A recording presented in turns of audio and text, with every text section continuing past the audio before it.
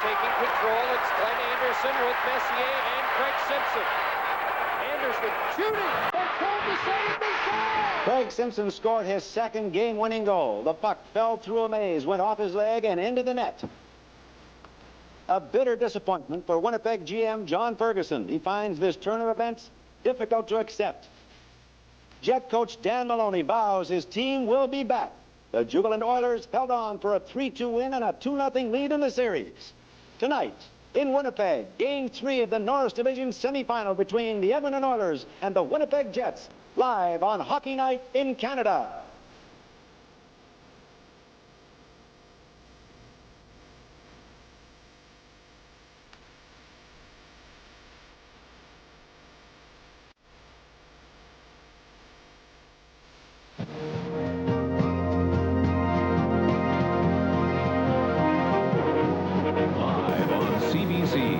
Hockey Night in Canada. Brought to you by Molson, a proud sponsor of the 1988 Olympic Summer Games on CBC. By Esso retailers and agents across Canada. And by Ford of Canada, where quality is more than a commitment. Quality is job one.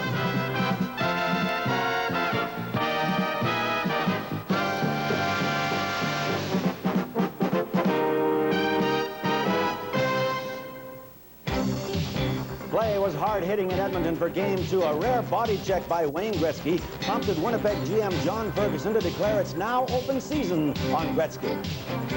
Hi, everyone. I'm Ernie Afghanis. Welcome to the Winnipeg Arena and Game 3 of what has developed into an aggressive Norris Division semifinal. After a bitter loss to Edmonton on Thursday, the Jets have been fueled more than ever to break that 16-game playoff losing streak against the Oilers.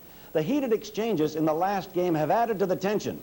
With the Jets' promise to turn up the heat and the Oilers not known to back down, plus a spirited crowd, who knows what to expect? Now, maybe Chris Cuthbert and Chico Resch have the answer. Ernie, here at the arena, the fans are all wearing white in support of their Jets, and Chico, I don't think it means they're ready to surrender. No, I don't either, but I think both teams realize that this may be the Jets' last legitimate chance to get back into this series, and because of that, I think we're going to see a physical and probably real chippy game, much like we saw on Thursday night. Well, the Jets are coming out onto the ice to a tremendous ovation. Do you think it's open season on Wayne Gretzky? Well, I don't know. There was never an unwritten rule like some people think that you couldn't hit him, but there was an unwritten rule that you didn't get chippy or dirty with Gretzky. I'm not sure that that ban hasn't now been lifted. Well, the Jets feel that they can end their 16-game winless streak tonight. Ernie? Thanks, Chris. And during our telecast tonight, we'll update the Detroit-Toronto game in Maple Leaf Gardens, bring you reports from Hartford, where the Montreal Canadiens are playing the Whalers, and from Los Angeles, where the Kings are playing Calgary. We'll also keep you informed on all the NHL playoff games tonight. Plus, the Coach's Corner, Don Cherry is back. The tradition continues on Hockey Night in Canada and the Stanley Cup playoffs. From Toronto, and here is Ron McLean. At the Maple Leaf Gardens in Toronto, Detroit tries to regain the home ice advantage. They're making 5 lineup changes this evening, principally on defense, but the most significant change is in goal. They'll go with Greg Steffen. Toronto comes back with Alan Bester. They'll also go without Gary Lehman tonight. He has a fractured bone in his right hand. Sean McKenna will dress as the Leafs try to take the lead in a series tied at 1. Everyone, and welcome to game number 3 of the Smythe Division semifinal as the Jets try to end that 16-game winless streak against the Oilers in the playoffs. Just about set to go here. Chris Cuthbert and Chico Resch high above the broadcast of the ice area here at the arena. And Chico, this crowd all wearing white. There's a feeling in Winnipeg that the Jets are overdue, and it could happen this evening. Well, they came so close on Thursday night, and they seem to have a lot of emotion and intensity, even when that game ended. The question is, can they regroup and continue that emotion and intensity they finished the last game with? Well, we're going to find out. This crowd's ready, though. Grant Pure and Danielle Berthume are again in goal. Mark Messier and Laurie Boschman face off, and we're underway with game number 3, and we expect the Jets to go to the attack quickly. This is a building that Grant Pure has played spectacularly in the past. Out at center ice it goes, and a breakaway pass for Simpson. Back it goes. Anderson, the shot was deflected. Anderson goes after it. Centers for Messier. Couldn't get a shot away. And Ray Neufeld takes over. Into the boards by Simpson, and now cross ice to Anderson. This line, of course, had 12 points in the first game and supplied the game-winning goal in game number 2. Here's Messier turning at the blue line and feeding back. Steve Smith with it as the Oilers make a change. Jeff Courtnall at center is bumped off the puck, and it's Waters getting rid of it down into the Oilers zone. Howardchuk comes over the boards. Randy Gregg around on the near side, and it's Lacombe. Left wing feed to Courtnall. Courtnall trying to cut in. Checked by Paul McLean, and the first penalty of the game will be assessed to the Jets by Andy Van Helleman. So we'll see the Oilers go on the power play in the opening minute and 2 seconds. There's Paul McLean for the Winnipeg Jets in the penalty box. So the Oilers go on their first power play early in this first period. And the Oilers are 3 for 12 with the man advantage in the series. There's Wayne Gretzky passing to Krushelnyski. Jari Kurri also up front. Steve Smith and Esa Tikkanen on the points. Gretzky has a rough time along the boards. And Thomas Steen takes it away and knocks it down the ice. There's Kurri with it. His Finnish compatriot Esa Tikkanen has had a good series on the power play for the Oilers. There's Gretzky, held scoreless the other night in game number 2 to Kurri. Off the boards, Tikkanen to Kurri. Side of the net for Krushelnyski. He's all tied up. Steen goes after it. Can't clear it. Krushelnyski takes a hit. McBain helps out, and now Steen clears it to the line, kept in by Smith. Here's Tikkanen. Fires right on. Bertium the save. Back to Tikkanen. There's a deflection by Krushelnyski just wide of the goal. Here's Gretzky behind the net. Always dangerous there. Centers. Krushelnyski can't get a shot away. Close call there. Great pressure by the Oilers. Gretzky for Krushelnyski. Kurri. Bertium with the save, and it popped up over top of the net. In front again, and the Jets finally corral it, and they get it outside the line. Wow, what a start on the power play for the Oilers. They had Tikkanen on the point, and Krushelnyski in front of the net. He's doing a lot of work and screening, and it appears after they scored one from the point the last game, they're going to jam the net a little more and shoot from the point. Just 15 seconds remaining in the power play. Kept in by Tikkanen. He fired. Knocked down by Marois. Simpson behind the goal. There's Messier. Centers Anderson. Again Simpson. Just wide of the goal. Close call, and another penalty coming up against the Jets as Craig Simpson took a high stick at the side of the net. Live on CBC, Hockey Night in Canada. Penalty box. Paul McLean standing up. He comes out in a second, but Randy Gillen, he got a good shot on Craig Simpson in front, but he got called for cross-checking. Here's that flurry. It's going to come out front here. Just a shot wide. Great pressure by the Oilers. There you saw the cross-check. And this face-off is very important. Thomas Steen wins it, sends it down the ice for Andrew McBain, who had come out as McLean went to the bench from the penalty box. The Oilers with a one-man advantage as Messier starts into the zone. Drop pass, put it on the stick of Steen. McBain is breaking. And getting back quickly was Charlie Huddy to prevent a breakaway for Andrew McBain. Here comes Mark Messier. Pass intercepted by McBain, and now Elliott sends it down the ice.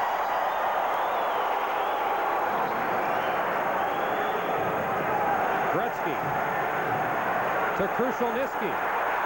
He took a hit, but gets the puck back to Gretzky. 2 assists in the series so far. Here's Kurri shooting. Bertium the save. Krushelnyski knocked down. Gretzky tried to center it. It comes back to the first star of game 2, Charlie Huddy. In behind for Gretzky, up on the mesh, and play is whistled down. And there you see the first hit on Wayne Gretzky. And Gretzky takes exception to a bump from Doug Smale, and it's heating up at the Winnipeg Arena. Now with the Stanley Cup update, here's Ernie Afaganis. First thing, Toronto, Detroit has taken a 1-0 lead on a goal by Colbert. Actually, he gets 3 shots at this before he finally puts it in. There's one. Rebound comes out. Gets another one. Finally, the backhand slips it in the corner. So Detroit gets the early lead. Well, Wayne Gretzky drawing the wrath of the fans here at the Winnipeg Arena, Chico. Well, you know, Wayne threw that, what looked like a vicious check in the last period of the last game, and then he just cuffed Dougie Smale one across the side of the head. You don't see that very much from Wayne Gretzky, but, you know, he's caught up in this thing. This thing has gotten a little bit chippy and a lot of extra after the whistle kinds of things. And Wayne Gretzky, he's human. He's going to get caught up in whatever's taking place on the ice. Interesting exchange after the game the other night. Gretzky, of course, with the hit on Dave Ellett. Ellett said, boy, I wish I got hit like that all the time, because he felt Gretzky missed him. Gretzky said, tell Ellett that I let up on the check. Ah, yes, it's playoff time. There's 59 seconds left in the Winnipeg penalty, and the Oilers have had tremendous pressure, but Daniel Berthiaume certainly has been sharp in goal. Just going back the other night, Gretzky held without a point. That doesn't happen too often in the playoffs. The longest consecutive streak of scoring in playoff action, that record held by Brian Trottier, an old teammate of yours.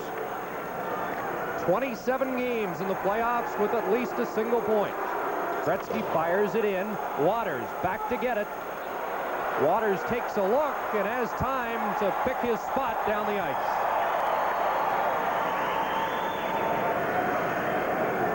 Tikkanen back to get it with 30 seconds to go in the power play. Hands it off to Curry. Curry hits the line, dumps it in. Gretzky goes after it against Carlisle, and Gretzky's hit, and the fans react again. Curry behind the goal. Centers for Smith. He missed it, and back comes Doug Smale. 2-on-1. Laurie Boschman's loose. Smale to Boschman. Boschman shoots. Cure the save. And he cleared away the rebound with Smale on his doorstep. Boschman behind the goal. The Jets now back at full strength. Great action to start Game 3. Messier turns in his own zone. Up ahead it goes for Gretzky. Now Gretzky with Simpson hopping over the boards. Oilers almost had too many men on the ice. McLean draped against the boards by Smith. And McLean got his stick up, and we have another penalty coming up as McLean and Smith have words. So more penalties to be handed out as the action's curious in the first. There's Mark Messier in the penalty box for the Oilers. The Jets have killed off 2 penalties. Now they get their first chance to go on the power play. Here's a look at some heavy hitting. There you see the hand come across Paul McLean. He gets knocked down. And there you see the hook. Messier pulling down Dale Howardchuk. I thought either Smith or McLean was going. After that hit against the boards, McLean came up with the high stick in Smith's face, and that's when the referee wanted to call the penalty. But as you saw clearly, Messier pulled down Howardchuk, and Paul McLean, who led the Jets in power plays with 22 goals this year, is getting set. Ted Green and Glenn Sather on the bench. John Muckler once again is suffering with a case of the flu, so he is not with the Oilers tonight. You know, some people don't like the chippiness in hockey games, but every game I've ever seen where the intensity gets to this point, players get chippy. It's not a conscious thing, but when your nerves are that shredded, you know, you just react to every little situation. You realize what's at stake, and so it's part of the game, and some people criticize it, but you can't have it both ways. And I'd sooner have an intense game and a little chippiness than a real complacent control game. You know, I think so with the fans. The other night before Game 2, Chico, they'd only sold 5,500 tickets for this game. They've got 11 or 12,000 here tonight. Well, controlled violence is what sells sports. You know, you don't want guys getting carried away, bench clearing brawls, but like in football, you know, that's what really draws, but it's a controlled violence, and I think hockey's moved towards that, and I think they've got a pretty good game right now. Of course, the referee, I mean, the pressure is on the referee in these series as much as the players. And we've had some controversial calls, a lot of penalties, and I think the referees have done a good job. And Andy Van Hellemond from the opening whistle, it looks like he's going to have his work cut out for him tonight. Looks like they have repaired the ice sufficiently to continue now, and the fans anxious to see this Jet power play, which is 2 for 14 in the series. Going into the series, the Jets talked a lot about having to be effective on the man advantage to really have a chance of beating the Oilers. From the faceoff, McTavish up with it, and he knocks it down the ice. Dale Hawerchuk, Paul McLean, Andrew McBain, Dave Ellett, and Randy Carlyle. The penalty killers are McTavish and Hannon for the Oilers. Carlyle didn't cross center, fires it in. Hawerchuk up against Smith. They waved off the icing. They could have called that. Into the corner it goes. McLean leaves it for Hawerchuk. Back to McLean. Jets take control. McBain back to Carlyle. Here's Dave Ellett to Hawerchuk. Back to Ellett, right on. Pure made the save in traffic. McBain and Hawerchuk knock it free. Hannon goes after it. Carlyle pinches in, keeps it in the zone, and now Randy Gregg gets rid of it down the ice. Now Carlyle heads to the bench, and Fredrik Olofsson comes on. And at center ice, it's Krushelnyski with it for the Oilers, dumping it down. 45 seconds to go in the man advantage for the Jets. Fredrik Olofsson at 17 played first division Swedish hockey. He clears it in. Steen, and then outside the line as Olofsson didn't expect the pass. Marois back to Olofsson. Being watched by Gretzky. Here's Neufeld. On the right side, Marois cross ice to Steen. Breaking is Neufeld, and Pure with an enormous stop. Grant Pure robbing Ray Neufeld on that great chance. Ellett to Olofsson. 7 seconds left in the man advantage. Boschman. Now Neufeld over the line, winds up, blocked by Lowe. Neufeld again, right in, shoots Pure, the save, they score!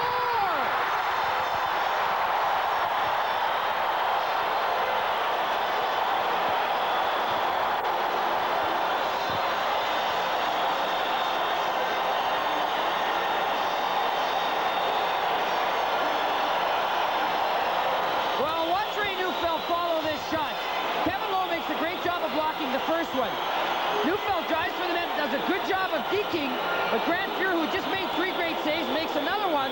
But Fredrik Olofsson, who does it so well, that's why he's played some forward in this series already, goes to the net. That's what coaches want. Go to the net when there's action around there. You'll pick up a lot of rebounds. There was a great example. Olofsson gets the goal, his first of the playoffs at 7:30. Neufeld and Boschman get the assists.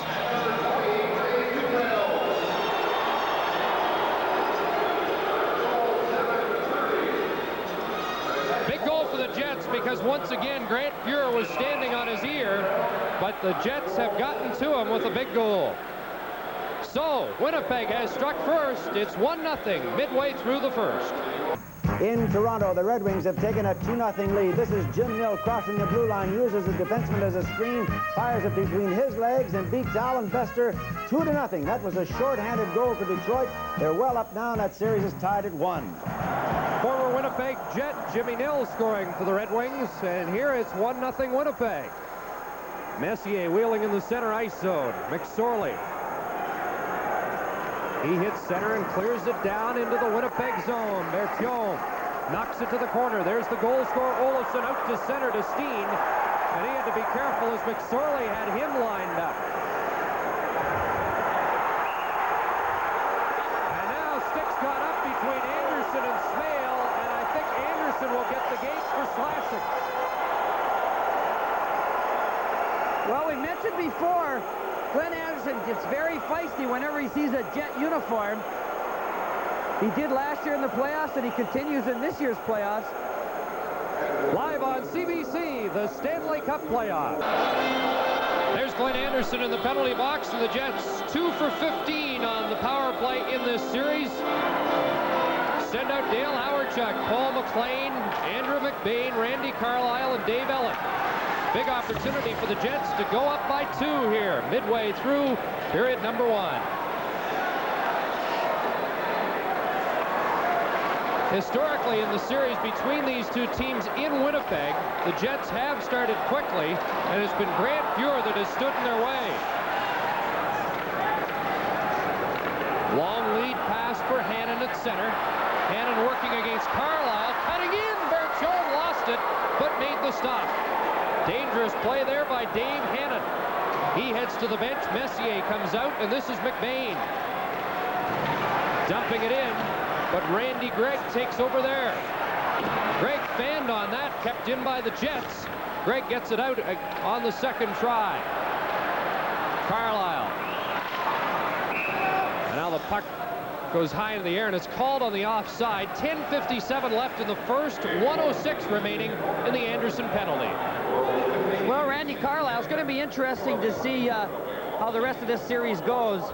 You know, that Oilers have made a point of trying to wear him down. He's such an integral part of what happens with the Jets on their power play and even strength, but he hasn't looked to be getting tired yet. He's already played a lot of hockey in this series.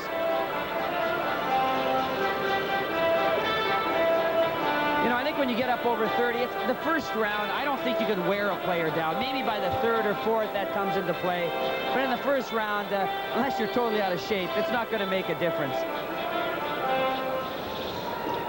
Now Boschman comes out, along with Steen and Neufeld. And Neufeld, who set up the Jet goal, I thought was outstanding in game number 2. That's Olesen, who now drops back to the point. He will interchange back and forth, but on this power play, he is on defense. The puck cleared in. Lowe gets there first off the boards, and back out it goes.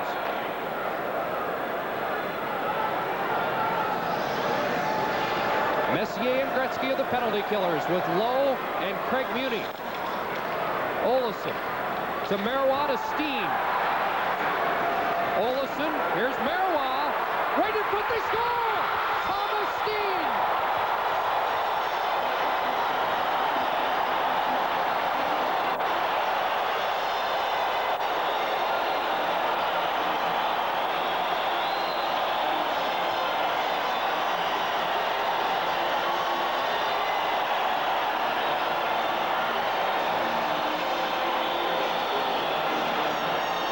Pretty look at this score.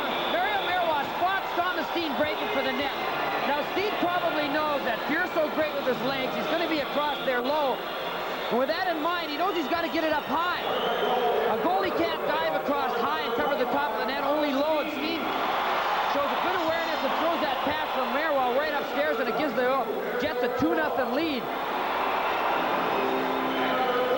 Thomas Steen gets the goal. Olesen gets his second point of the night. Marois the other assist. It is a power play goal, and it's 2-0 Winnipeg. You know, Chico, so often in the past here in Winnipeg, the Jets have stormed the Oilers in the first period and come away with nothing. Well, tonight, they've already struck twice, and it has to be a huge lift for this hockey club. Ian Duncan battling with Krushelnyski for the puck. It's still loose, and now, well, they glove it ahead and keep it alive, and since Duncan touches it, the whistle doesn't blow, and it comes out to center, and Duncan goes after it. Marty McSorley with possession. McSorley to Kevin McClellan. He can't control the bouncing pass, and the Jets fire it in. Kumpel knocked down in front of the Oiler bench. McSorley to Huddy. Charlie Huddy ahead on the left side. It goes to Hannon. Dave Hannon trying to cut in against Tim Waters, taken out. And now Daniel Bertone is told to move the puck by Van Helleman, and so the Jets get it outside the line. 8 minutes, 57 seconds remaining in a fast-paced first period. Here's McBain shooting, and Fuhr with the glove save, rebound, rolled wide of the goal. Well, the Jets have made do on their promise the other night that they'd be back. Here's Howardchuk, centers it, McLean all tied up in front. Waters hit McTavish with the pass, and out come the Oilers. Lacombe pounded by McBain, and a penalty coming up against Andrew McBain and the Winnipeg Jets. Hockey night in Canada, a Stanley Cup tradition. There's Andrew McBain in the penalty box. He wanted to hold back on this hold, watch, Norm Lacombe is waiting for the grab. He's waiting, and there you see it coming. As soon as Lacombe felt that hand come over on his left arm, he just went down. Here's a good look at a goal that was just scored by the Jets. What a pretty passing play. Freddie Olofsson getting a great start, a goal and an assist. Marois was in a pretty good shooting area there, but he elected to pass off, and you saw why. It was Steen wide open, and now the Oilers go on the power play. 0 for 2 in the game, 3 for 15 for the series. Steen intercepting, and he knocks it back down the ice. Messier, Simpson, and Anderson up front. Smith and Tikkanen man the points, and this is Anderson. Fires it on the right wing.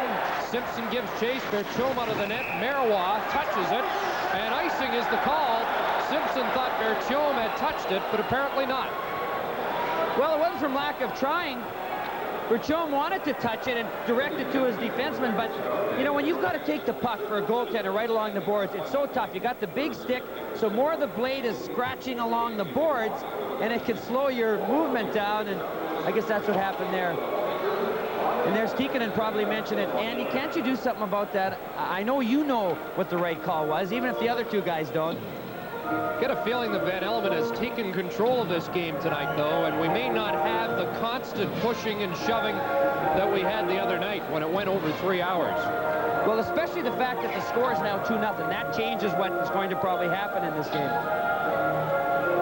Boschman and Messier were lined up, but Gerard Gauthier doesn't like the way they were set, so he chases both from the circle, and Smale knocks the puck in the corner. Steve Smith will set up, gives off to Tikkanen. There's Simpson mishandling the pass, and Boschman gets a shot on goal.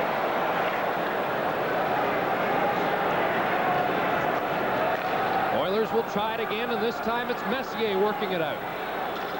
Anderson, the pass, and Simpson skates offside the call.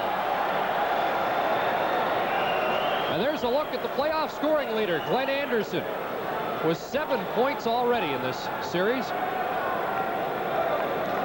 That whole line has played so well, and they do every playoff. It shouldn't surprise anyone. Last year with Kent Nilsson. Nilsson gone to Europe, and there's a second period score from Hartford, where the Whalers, trying to get back in their series, are tied with the Canadiens 1-1. And Buffalo likewise looking for their first win over Boston, and it's tied in the first.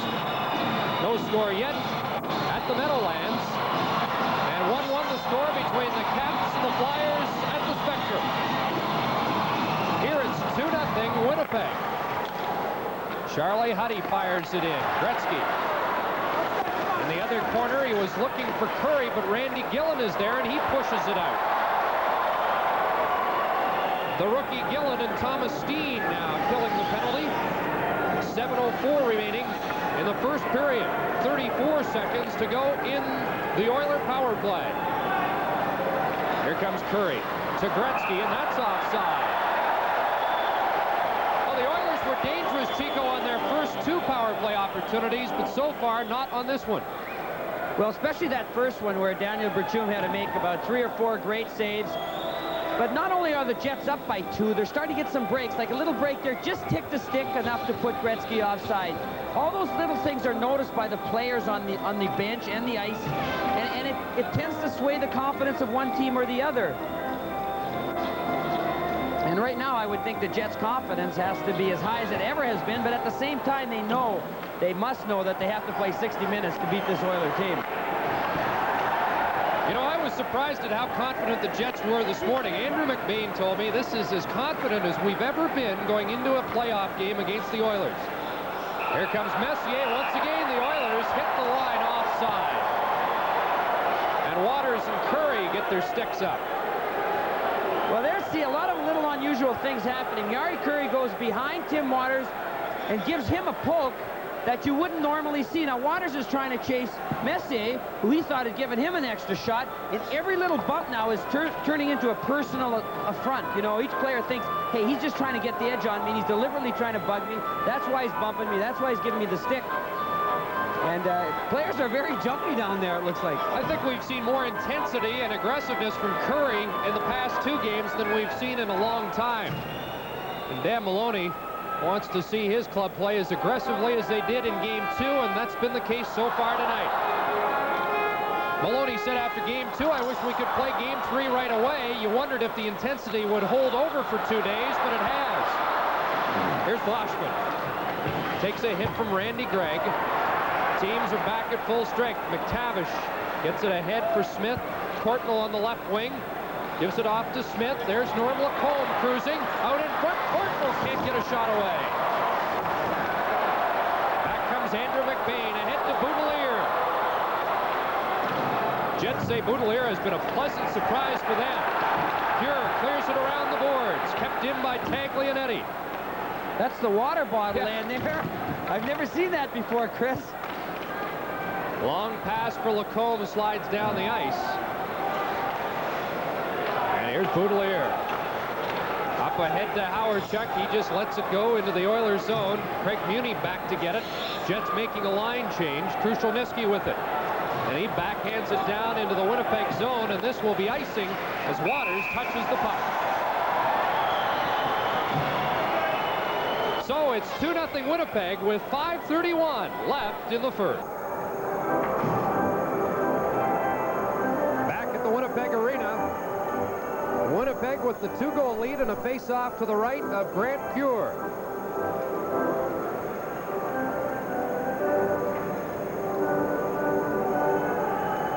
Chico, as well as the Jets have started here, there's certainly no room for relaxation in any way. A 2-goal lead is hardly significant for the Oilers at this point. I think the Jets learned that in game number 1 in the third period when they led by 1 and lost by 3. I think every team in the league recognizes that fact. They've all been burnt once or twice by the Oilers.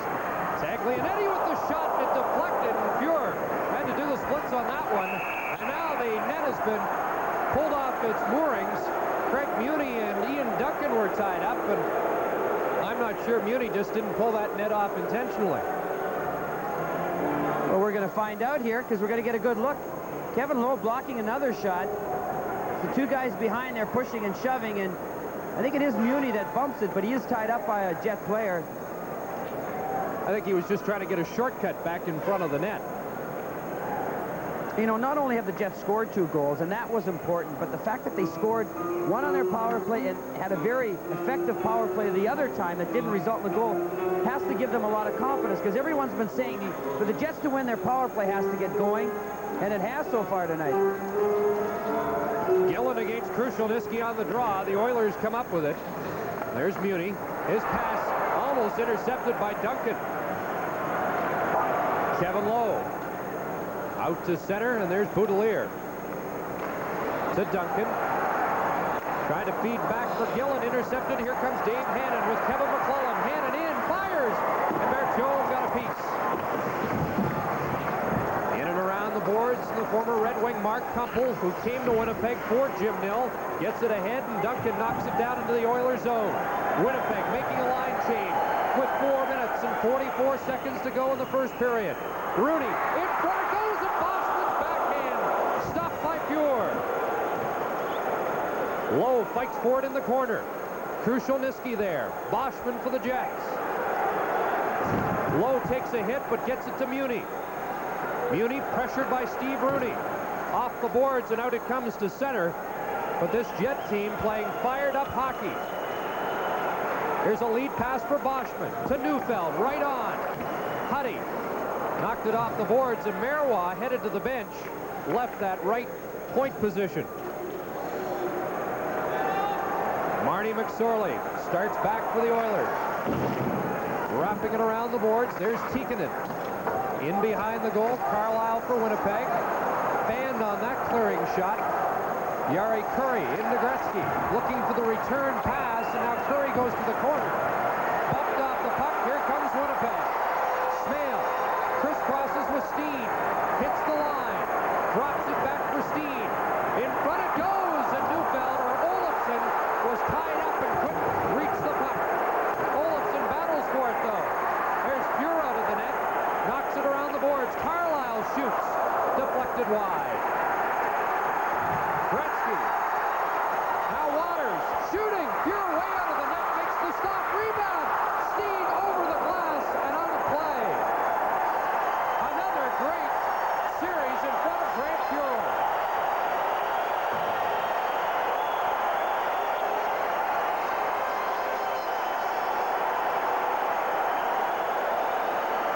Here's a look at that hit.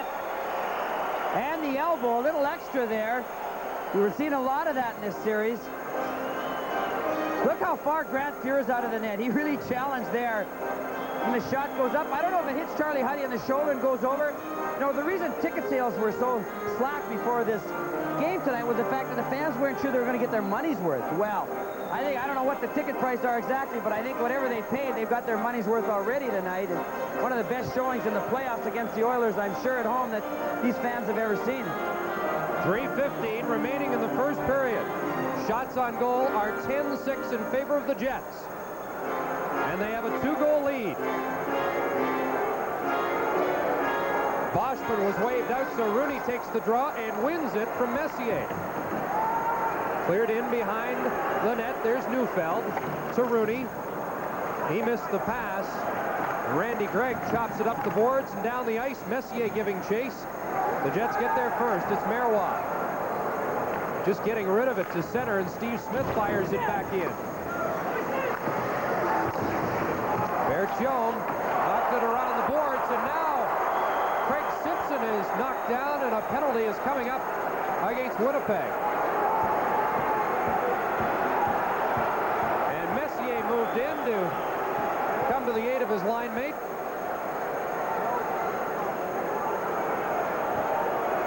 Here's that little skirmish there. And it's not just the hitting, it's all the extra afterwards. There you see, actually, Elliott has hold. See that extra shot there? That's what's happening and has been happening in the last 2 games. It's not just the hitting. Even on that last hit by Olofsson on Gretzky, it was that last little elbow that came up that's causing all the chippiness. And Dave Elliott gets a penalty late here in the first period. It'll be a big penalty. Big kill for the Jets.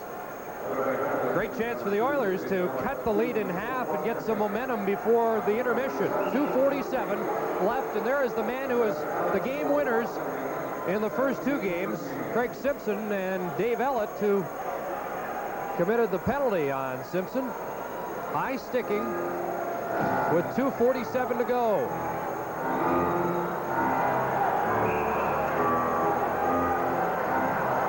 Simpson stays out there with Messier and Anderson, Esa Tikkanen, and Steve Smith. On the road, Chris, this year, the Oiler power play was 12th in the league, only 19%. So there's a big difference between their home power play and the one on the road. Tonight, they're already 0 for 3, although they have had some chances. It's not like, you know, their power play has died tonight. And to see Bertium there, he's been a big reason why there's still a goose egg up on the board as far as the Jets are concerned. Messier digs in against Boschman. Puck is dropped and the Oilers win it. Messier with control. Back to Tikkanen. There's Messier, has Smith on the opposite side. His shot doesn't get through. Bertium was knocked down, but the Jets get it out of the zone.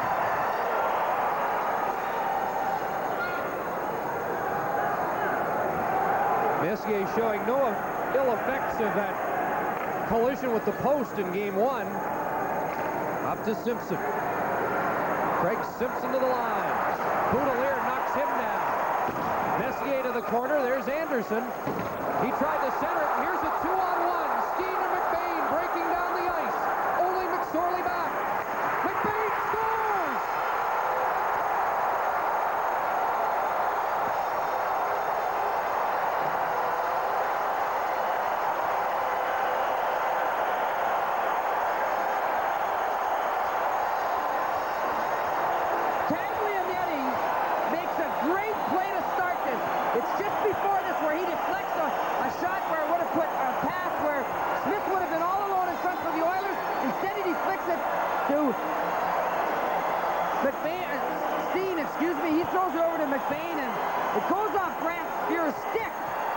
These are the kinds of breaks that now the Jets are starting to get.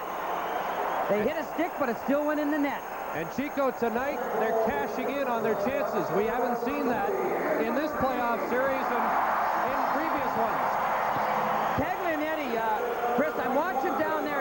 Steve Smith had moved in. He was all alone, nobody around him. Taglianetti lunged to deflect the pass away to set that goal up.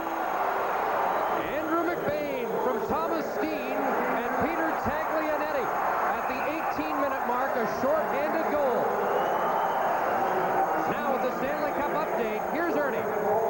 Chris, in Toronto, the Leafs had scored their first goal late in that first period. Mike Blaisdell got this chance with a wide-open net, made it 2-1. There's about 1 minute and 20 seconds left in the first period, so Toronto has narrowed the gap. And here at the Winnipeg Arena, the Oilers remain on the power play. 1:05 left in the penalty to Dave Ellen.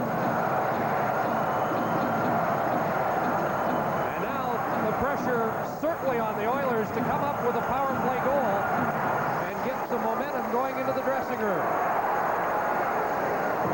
Gretzky takes a look, puts it in front. There's McBain, and he'll send it down the ice. And once again, Gretzky was knocked down after making the pass. The Jets have made it a rough period for number 99. They've made it rough on all the Oilers so far. There's McTavish taking quite a hit, and we'll get another penalty. And McTavish is going after Paul Boudelier. Randy Carlyle showing some quickness there to intercept McTavish, who was going after Boudelier. Maybe Randy should have let him go. McTavish probably would have had a penalty as well. And Doug Smale is trying to get at Wayne Gretzky. And this feud has really started to boil over the past couple of games. And there they are again.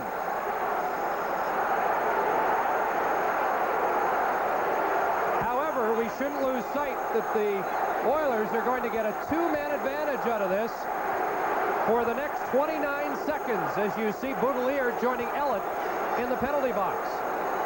And if McTavish takes many more hits like that, I'm sure he'll don the helmet, because he really was whacked into the boards.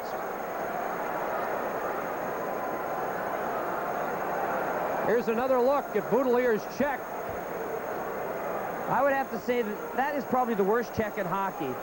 Players do it unconsciously, but when a player's that close to the boards, he gets driven face first into the boards. It's a very dangerous check. It's something the NHL is going to have to address. They're going to, I think, have to start calling like a clip, like they do in football. When a guy has his back turned, you shouldn't be able to drill him like you can if he's expecting it. And, of course, the way the rules are now, you can, and players do that. Although the referees sometimes, you know, will call it a cross-check or a board. You know, earlier this year, Chico, in a similar situation here at the Winnipeg Arena, McTavish was hit like that and literally went right over head first and did a complete somersault. And I thought to myself, if McTavish is ever going to don the helmet, he has good reason to. Now, he just says it's more comfortable him to go without. Unfortunately, again, he was able to protect himself from the hit. While the Jets have been 2 men short prior to this in the series and have been able to escape, Randy Carlyle, Steen, and Marois are the men to face 5 Oiler attackers, and Gretzky will play the left point. Messier, Curry, and Anderson, Tikkanen and Gretzky on the points. And Messier drops it to Tikkanen. Now to Gretzky. There's Curry, back to Gretzky. Anderson's in front. There's the shot. Marois blocked it with his skate. Clears it down the ice. Under a minute to go in the first period. 7 seconds left in the Ellett penalty. Here's Esa Tikkanen to Curry. Behind him. Marois off the glass around the boards. Curry has it there. And Curry feeds it to Tikkanen. There's Gretzky. And Carlyle clears it down. Just one man in the penalty box for Winnipeg now. Boy, if the Jets can escape here, what momentum going to the dressing room after one. They lead 3-0. Curry to the line. Fans thought it was offside. Anderson's shot is wide. Messier to Gretzky behind the net. Messier can't field the pass. Boschman goes after him. 3 seconds left. Will they get a shot away? Gretzky at the horn. They don't. And the first period comes to an end. And this crowd here at the Winnipeg Arena giving the Jets another great ovation. So the score at the end of the first period is Winnipeg 3.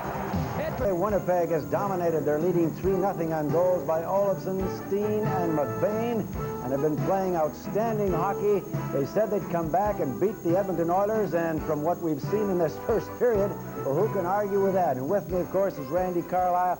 Randy, for a man who is just nearing his 32nd birthday at April 19th, you look like you've got those legs of a 20-year-old, especially tonight. Well, I don't know. Things seem to be going our way early in this game, but, you know, the Oilers got a powerful hockey club, and they can score a lot of goals at any time, so really what we have to do is stick to our game plan, and hopefully we'll be able to do that. The press has been building up an animosity between those two teams. Is there an animosity, or is it just a game-time sort of hard hitting? Well, I think it's the record indicates that we haven't won a hockey game against them in postseason play.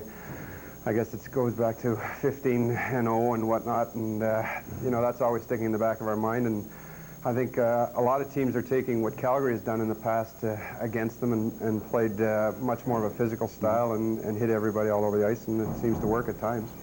Well, tonight, the game plan obviously was to move in and make sure that everyone is out of the play and doing a lot of rubbing along the boards, and it's working, isn't it? Well, it seems to be working, yeah, but it's only 20 minutes, and we've got another 20 coming up, and then the third period will be a big period for us, but I'd like to see our power play be a little more effective, and you know, it would have helped us in game 1 and 2. But you know, we're going to take what we can get, and hopefully we can carry it on. You've had a great power play all season long. It's drifted just a little bit in the playoffs, but tonight it looked good. You got 2 in a power play, so that's not too bad. Yeah, you know, you're going to take what they give you, and we haven't been able to do that in the first 2 games, and maybe towards the last of the season we had problems with it, but we've got some personnel out there that knows how to put the puck in the net, and hopefully we'll come to life. Well, you had a great first period. Keep it up. Congratulations. Thank you very much. Thank you, Randy. Okay, well, coming up, the Coach's Corner, Hockey Night in Canada, and the Stanley Cup playoffs. The tradition continues.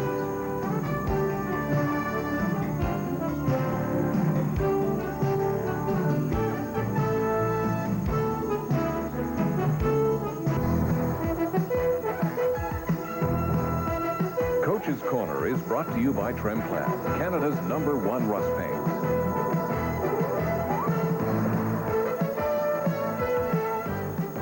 How do you feel? Good, I feel all right, hanging in there. Now I know why they don't leave guns around houses. Well, I thought my hearing was going the first 2 games, so I'm glad you're back. Let's get some thoughts on the opening nights of the Stanley Cup playoffs. Toronto gives Detroit a run. Are you surprised? Well, just a minute. Let's just see how they get into the playoffs. First of all, there was a little guy about this high come in at the end of the first period named Bester, who shut them out and when they put them in the playoffs, right? Went on to put them in the playoffs and won the first game. And for all you people out there that give me a hard time when I said a couple of weeks ago they should get the other guy out and get the other guy in, thank you very much.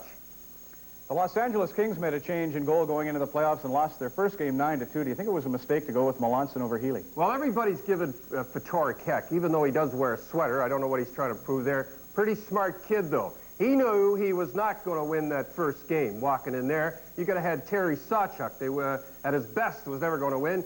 He put Melanson in on a hunch, and he'd come back with Healy. Almost worked, too. What about some of the series in the South? The Devils, are they for real? Buffalo, Boston? I saw 6 games the other night. Let me tell you about these New Jersey Devils. Unbelievable. Should be up 2-0. I don't know how they're going to do when they go home. These guys are playing with a perfect Schonsberg. Unbelievable. You like the referees taking a more active role in these playoffs?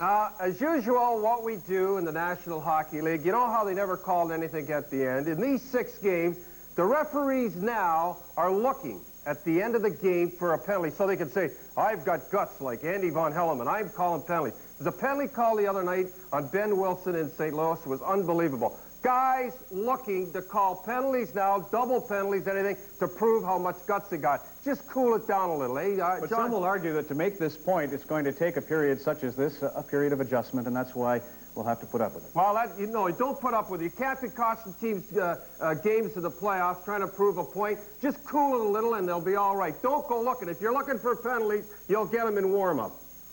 Some thoughts for the fellas in stripes for the man who's wearing his. And back in uniform tonight, Don Cherry in the Coach's Corner. Hockey Night in Canada returns in just a moment.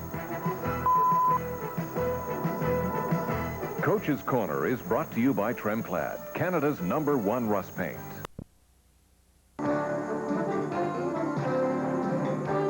Game 4 of the Smythe Division semifinals, the Jets and the Edmonton Oilers at the Winnipeg Arena. Game time, 7 o'clock Central, 6 Mountain, live here on CBC.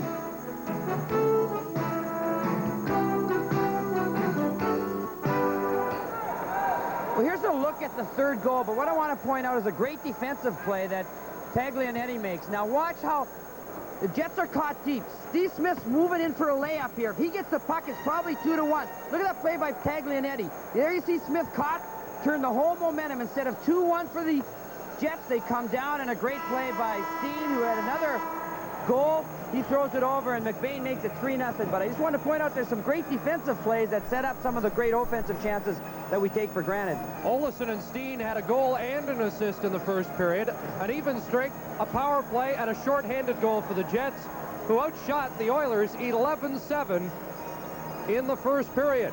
But as the Jets prepare to start period number 2, they must kill off the final 44 seconds of a penalty to Paul Boudelier.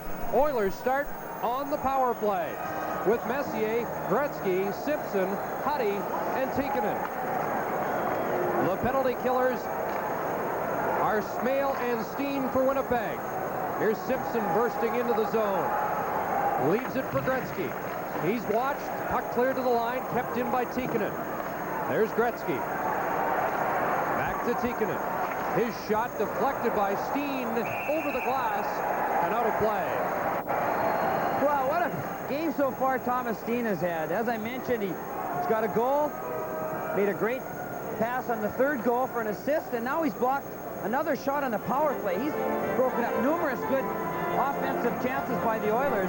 If you look at Paul Boudelier in the penalty box, he's only got 14 seconds left.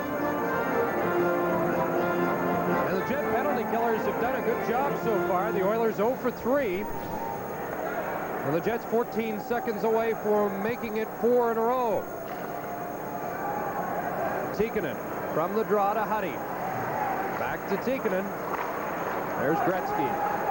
Tikkanen will wind up, fires, and Daniel Berthiaume makes the stop. And he had a clear path as the Jets seemed to clear out the Oilers, and Berthiaume really had a clear sight at the shot. He did, Chris, and it wasn't an overly difficult shot, but the key here is you can't give a rebound, because with Tikkanen shooting, everybody going to the net, a rebound could be deadly, and I don't know, sometimes it looks like he doesn't know where the puck is, and he probably doesn't. Sometimes you just aren't sure. You felt it hit you, you know that it's somewhere, and you don't want to move a muscle for fear of it dropping. And there are 3 seconds left in the Boudelier penalty. The puck comes free. Anderson. His shot was blocked, and Boudelier has returned. Here's Anderson coming from the side. Checked in front. Gets it back. The backhand. Simpson shooting. He's stopped by Berthiaume. And the Jets get it outside the line. An anxious moment there for Winnipeg fans. Carlisle around the boards to Huddy. And I'm sure everybody noticed in that interview with Ernie Afaganis that Carlisle was very cautious about the 3-goal lead. Carlisle has trouble with it. Anderson centers off a skate. Messier gets it. Simpson being bothered in front. McSorley at the right point. Clears it back in behind the goal. Anderson coming out in front. Hauled down. Play continues. And here go the Jets. It's Paul McLean, and Gretzky's upset there was no penalty call as he slams his stick against the boards. Charlie Huddy up on the left side to Dave Hannon. Hannon at center to Messier. Called on the 2-line pass, and the Oiler bench is steamed after Anderson was pulled down. The Bandit, and he's living up to that name. He's been a goal robber all night. Here's Anderson walking out. He gets poke checked by Carlisle, but he stays with it. There's the first save off Anderson. Just after that is when Anderson was pulled down, and from a partial or impartial observer, I'd have to say that probably was a penalty, but Van Hellemond didn't call it, and the only danger about not calling those things has been chippy anyway, and that could lead to more. 18 minutes, 10 seconds to go, second period, 3-0 Jets, and they have built that lead without any points from Dale Hawerchuk, who will be in on the draw against Krushelnyski. And I would think, Chico, that would probably take some pressure off the Jet captain. You know, they've been looking to him to do it all, and all of a sudden, his teammates supply him with the first 3 goals. Krushelnyski clears it back in. Taglianetti off the boards, pass low and down the ice. Howard-Chuck giving chase. Muni gets there first. Kevin Lowe, watched by McLean. Puck slides to center. That's Kevin McClellan. Gets around Boudelier. Goes after it, and Taglianetti comes over to grab the puck. Krushelnyski reaches for it at the line, keeps it in. Hits Van Hellemond in the back with that little chop pass. Jets dig it free, but it goes to Hannon. There's a shot. Bertillon the save, and he hangs on.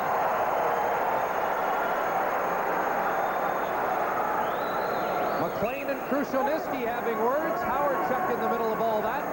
And Kevin McClellan, if he's on the ice, is usually at the center of such discussions.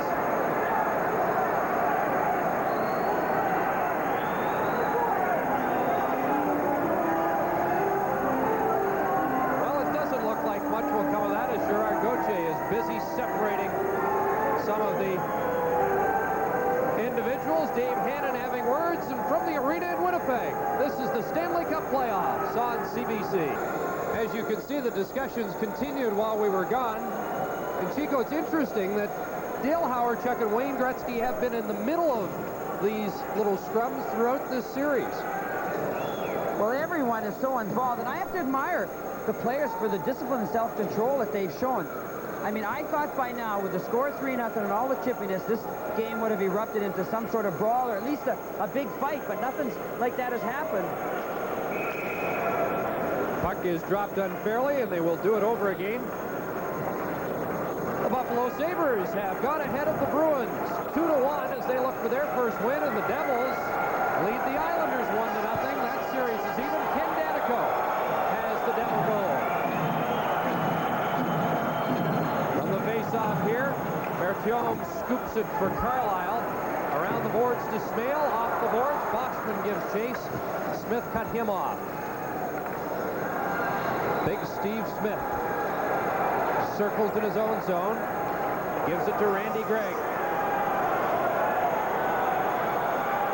Forechecking by Smale here as the Oilers tentatively come out of the zone. And now clear it down into Winnipeg territory. Waters wraps it around the glass. Smale trying to get it past Gregg. Carlisle moves up, and here he comes. Right wing feed to Steen. Olsen's breaking. Steen held on to it too long and is checked by Smith. And here comes Tikkanen with Curry. And that goes up into the pads of Carlisle. Tikkanen whacking away, and the sticks get high again. Curry and Waters. Gretzky and Smale. I don't know how much longer this truce, or it doesn't look like a truce, but it's sort of a ceasefire, can last, because it's just getting more and more intense and almost vicious at times. Tikkanen there was just trying to drive his stick through Carlisle, and Carlisle was trying to punch at Tikkanen's head. Live on CBC, Hockey Night in Canada.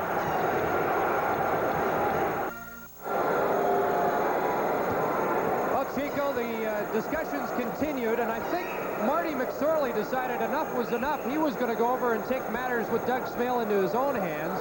They pushed, and immediately Van Hellemond sent Smale and Marty McSorley to the penalty box.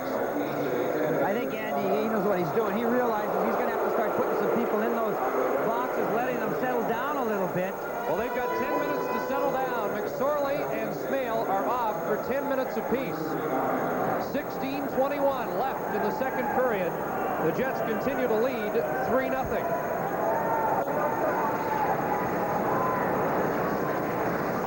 From the face-off, here's a chance in front. Courtnall just couldn't reach it. And now breaking out is Ian Duncan. Charlie Huddy recovered, and Steve Smith grabbed the puck. McTavish along with Lacombe and Courtnall. The lead pass for Courtnall too far. He goes after it. Leaves it for Lacombe.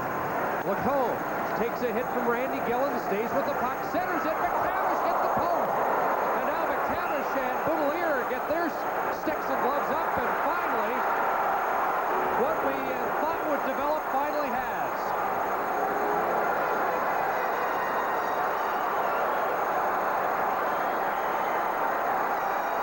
two aren't heavyweights, Chico, but they're really throwing them.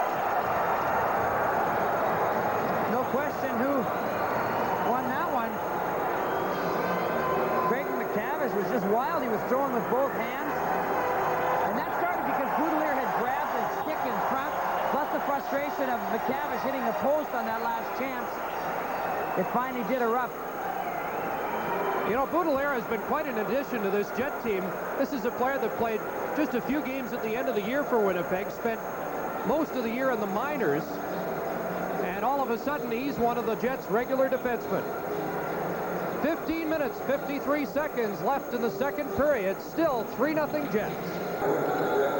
Craig Simpson rearranging his gear after that set two with Paul Boudelier. 2 minutes high sticking, 5 minutes for fighting for both players, number 14 and 41. The teams will play at full strength, however, as Boschman and Gretzky get ready for this face-off to the right of Daniel Berthiaume. And Gretzky will get an extra shift here as he takes McTavish's place on this line as the puck deflects to Berthiaume, who wisely hangs on.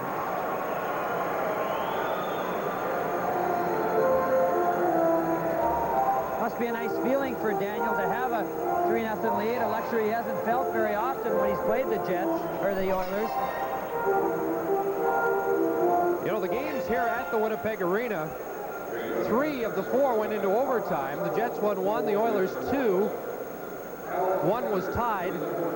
Actually, one of the 2 Oiler victories was a 6-0 romp in their last meeting at the arena. But other than that, it has been a very hotly contested battle here in Winnipeg.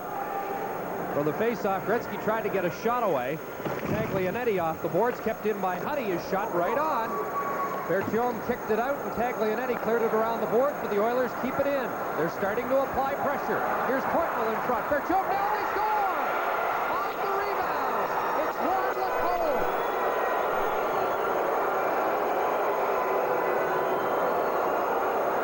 And Chico, that's a big goal for the Oilers.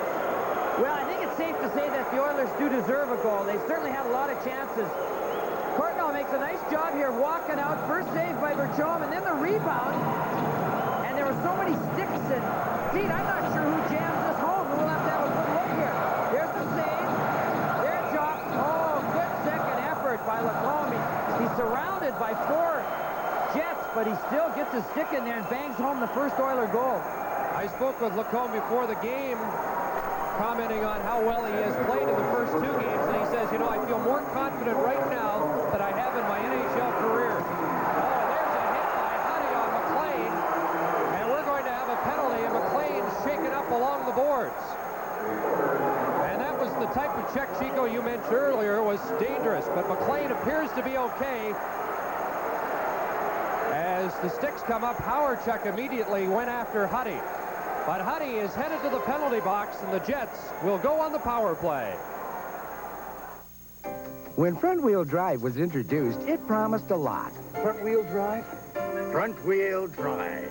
But unless you align both your front and rear wheels, front-wheel drive can cause a problem: increased rear tire wear. Front-wheel drive. At Canadian Tire, we specialize in computerized 4-wheel alignment that helps restore all the excitement of front-wheel drive. The right choice for auto service has never been so clear. Canadian Tire. In Detroit, the Red Wings have taken a 3-1 lead over Toronto on a power play goal with Adam Oates. A nice play around the net here. Finally, it was fired in there. And so it's Probert, Hill, and Oates scoring for Detroit. Toronto is trailing 3-1. And Ernie, here the Jets are leading 3-1 on the power play. Howard-Chuck in the corner. Around for McBain. McLean's out in front. Now McLean takes it behind the net. Takes a look, feeds to Ellett. Ellett shooting. Pure kicks it out. Pure lost his stick as he swung it at McLean. Now he gets it back again, and Gretzky knocks it out of the zone.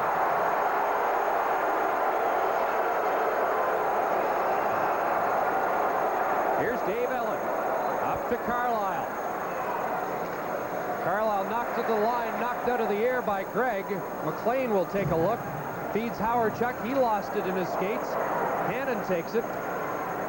Back to Messier. Howard-Chuck and Hannon get their sticks up. A lot of stuff happening behind the play. Here's Kevin Lowe bursting in. And Ellett made the check on Lowe. Back comes McLean for the Jets. Around Hannon. Feeds it to Howardchuk. Randy Carlisle. McBain to Howardchuk. He missed the pass. And the Oilers clear it down the ice with 40 seconds to go in the power play. Norm Lacombe has given the Oilers their first goal of the night from Courtnall and Huddy at 4:28, and now the Jets trying to get it back on the power play. Boschman to Neufeld. Back to Boschman behind the net. He'll feed it to Olesen. Merwa. Olesen shoots, doesn't get through, and the Oilers come up with it. Krushelnyski. Krushelnyski at the line is checked by Olesen, and Merwa takes a look at the clock and realizes Huddy's penalty is about to expire. Gets it ahead to Steen, to Boschman. Shot well wide. Krushelnyski off the boards and down the ice. This could be icing if Ella touches it. Nobody's got it. And out at center, Randy Gregg keeps it alive. Now it's Thomas Steen working in with Neufeld. Steen shooting, and it was blocked by Smith. Great play by Steve Smith. Steen has it again.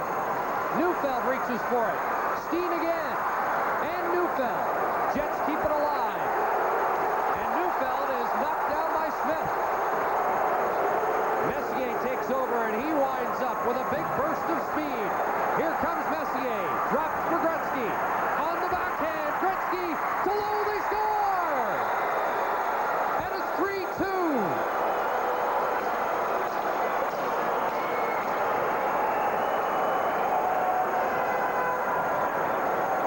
What a swing of momentum. We talked about the explosiveness. Gretzky doing the crisscross. Now watch how he knows the man's coming late. What a pest. And Simpson on his side, on his back. He throws this up. Oh, what presence of mind. What scoring touch. Craig Simpson, watch this, folks. He's sliding in. Not only does he get a stick on the puck, he throws it upstairs. Well, they have given the goal to Kevin Lowe, but we're going to have to wait for another look because it appeared on second glance that either Simpson or Lowe could have put that one in. What a great play by first Messier and then Gretzky. Two of the great centers in the game combining to set up either Lowe or Simpson for the second Oiler goal. And how many times have the Oilers done that where they've been down, the other team's been blitzing them, and all of a sudden now out of a cloud they come down and score a big goal to change the momentum. It's 3-2, and the Oilers are right back in the game. The Jets scored the first three in the first period. And now do we have a penalty as Fjord knocked it over the glass. And Andy Van Hellemond, I don't believe, will call a penalty for that. It must have hit an Oiler on the way. Well, wait. Now Van Hellemond's making his way to the bench. Here we look at that goal, Chris. Now there... Oh, that's tough. There's two sticks going for the puck, isn't there? They're both there at the same time. We'll have to wait until either Simpson or Lowe corrects it. Now with the Stanley Cup update, here's Ernie. Chris, in Toronto, the Leafs have scored their second goal. Russ Courtnall did the damage here. Detroit was leading 3-1 to this stage, but Detroit seemed to have a little bit of trouble clearing the puck for the past 30 seconds or so. The pass out in front, and the shot by Courtnall, and it's now 3-2. Detroit still leading in Maple Leaf Gardens.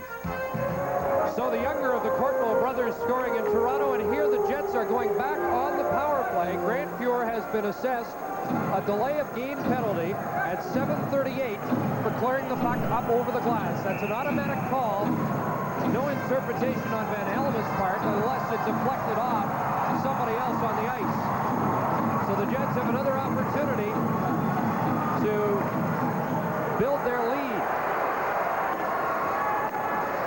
Behind the net it goes Howardchuk out in front and hit a skate and goes to Gretzky. And he sends it down the ice and heads to the bench.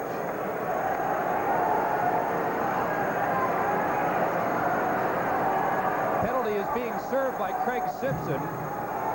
Has to be served by a player on the ice at the time of the infraction. McBain takes a hit. There's McLean behind the net. Circles away from one. Carlisle, weak shot, kicked out by Pure. McLean again to Howard-Chuck. Elliot's in front of the net. Howard-Chuck at the point. Cross to Carlisle. Andrew McBain. Here comes another penalty. Here's Howard-Chuck shooting. And play whistle down. Dave Elliott was knocked down in the slot. The Jets will have a 2-man advantage.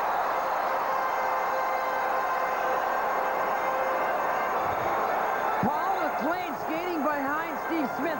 Tapped him on the head. Dave Hannon gets the cross-checking penalty at 9:34. A critical juncture in the game, Chico. The Jets have a 2-man advantage for the next minute and 4 seconds. Well, it certainly is, and here we'll have a look at it. Elliott standing in front. See the top of the screen there? Now watch. Boom. He goes down, goes flying, actually. And as you mentioned, a minute and 4 unless another penalty takes place. And the game really is hanging in the balance right here at the middle of the 11:26 mark of this first period. The Oilers in the penalty box standing, partly because they're interested in the developments and also because it's so crowded in there. Here's Carlisle falling. Messier has a break. Messier scores! 2 men short, and Messier's tied it.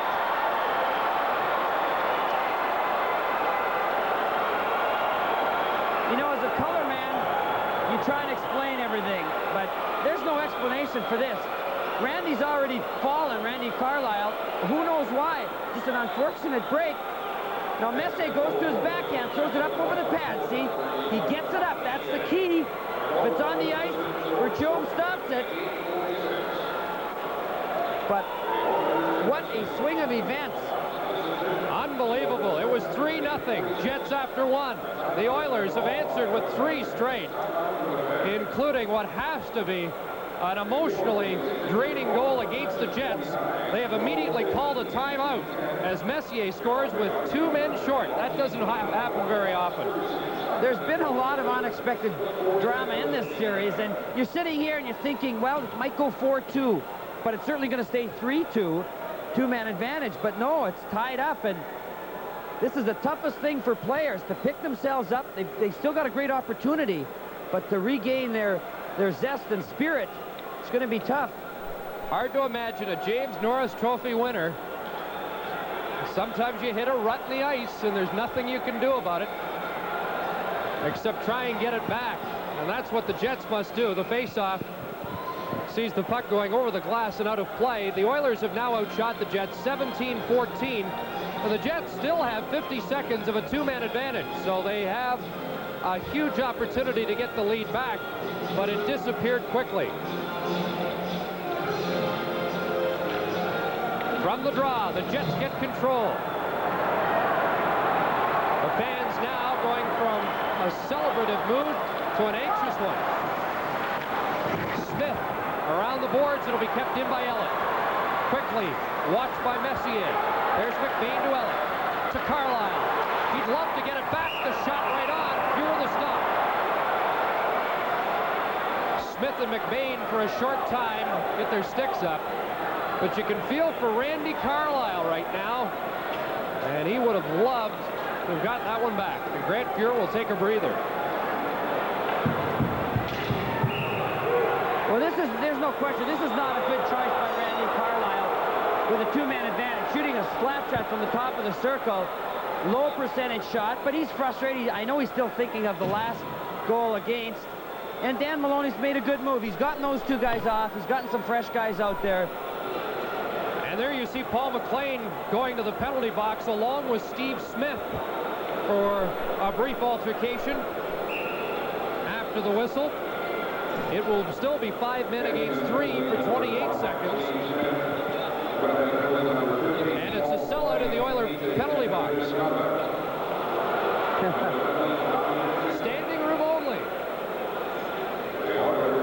Smith and McLean get 10-minute misconducts. So Andy Van Helleman cracking down. You see McSorley is in the midst of a 10-minute misconduct as well.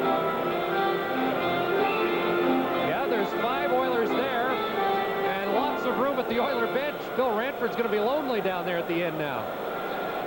He, of course, is the Oiler backup goaltender. 3-3 the score. It's been a wild one in Winnipeg. Jets have their hottest players in tonight's game on the ice right now for the rest of this two-man advantage. Boschman, Neufeld, Steen, Olofsson, and Marois.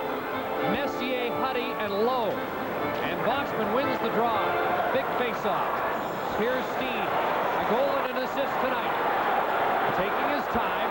Here's the shot. Marois deflected by Neufeld off the target. And Olofsson loses it. It goes outside the line. Just 12 seconds left in the two-man advantage. Steen to the line. In it goes. Back to Steen. Marois shot right on. Great save by Pure. Olofsson tries to knock it free. One Oiler back on the ice, then Simpson. It's now 5-on-4. Olofsson to Marois. Olofsson cross ice. There's Steen. Marois shooting in front. They score! Laurie Boschman.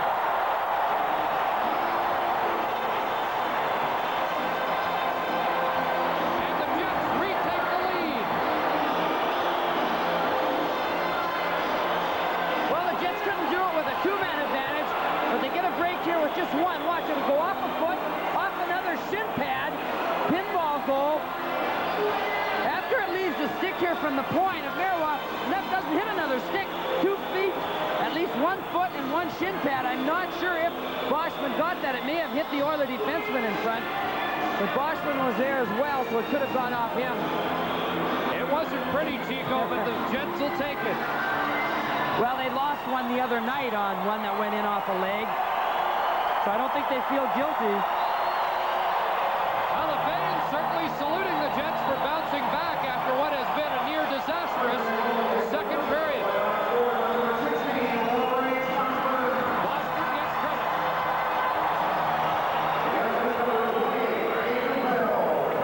Neufeld and Marois get the assists. And once again, after the whistle, we've got some hard feelings. 9:54, the time of the goal. It's 4-3 Winnipeg. Well, the one thing we can't do is question the drive on either of these two teams. Both teams have had to overcome obstacles. They fought back. Continues again tonight. Here's that shot, one-timer. Going for the deflection, hits the foot, and there you see it go across. We're screened to see if it hit Boschman's shin pad, but it must have if he's given the goal. Looks like it went off Neufeld's shin pad to Boschman's shin pad. Takes a lot of practice to get those down. And well, we had the winning goal in Game 2 go off Craig Simpson's pad into the net. And that, for the moment, is the go-ahead goal here. Here's Carlisle being pressured by Curry. Tikkanen digs it free, handed it to McBain, and he tries to send away Howard-Chuck. Ian Duncan catches up, and Howard-Chuck's called on a two-line pass, and he's not happy about it. well, Dale Howard-Chuck tried real hard to stay on side. He waited. He was sure he was on side, but we'll get a look. There's Howard-Chuck. Watch the... Yes, he's onside. Well, Howard-Chuck upset about the two-line call the other night in Game 2. The Jets convinced that that was onside. And I think he's got a case here. Well, I think he's probably right, only because sometimes when I was the maddest when I played is when I knew I was right. If I wasn't sure, I would argue a little, but he's really upset. And we saw by the replay, which the linesman Vines didn't have a chance to look at, that Dale Howard-Chuck had a good argument. Well, you might say, well, he was deep in the zone, it wouldn't have mattered, but Ian Duncan was cruising down the slot. It was a 2-on-1 and a great chance for the Jets. Here's Duncan with the puck, and he slammed to the boards by Beauty, and in turn, Beauty took a hit from Howard-Chuck. And the intensity of this game, I think, has been the highest point in the series.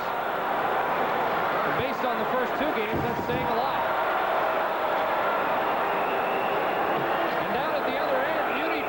He was ready to go with Howard-Chuck. This is the Stanley Cup playoffs on CBC. Chico, it's heating up here at the Winnipeg Arena. Well, it sure is. You don't want a lot of chippy games. there's certain players, usually the finesse players, the best players, can avoid it. They can generally stay out of it. But in this series, Howardchuk, as we look at him, Gretzky, Curry, it doesn't matter who it is we name, they've all been involved in some way or the other in some extracurricular. And the intensity, and you know, you say like Gretzky, you don't want to get him too involved.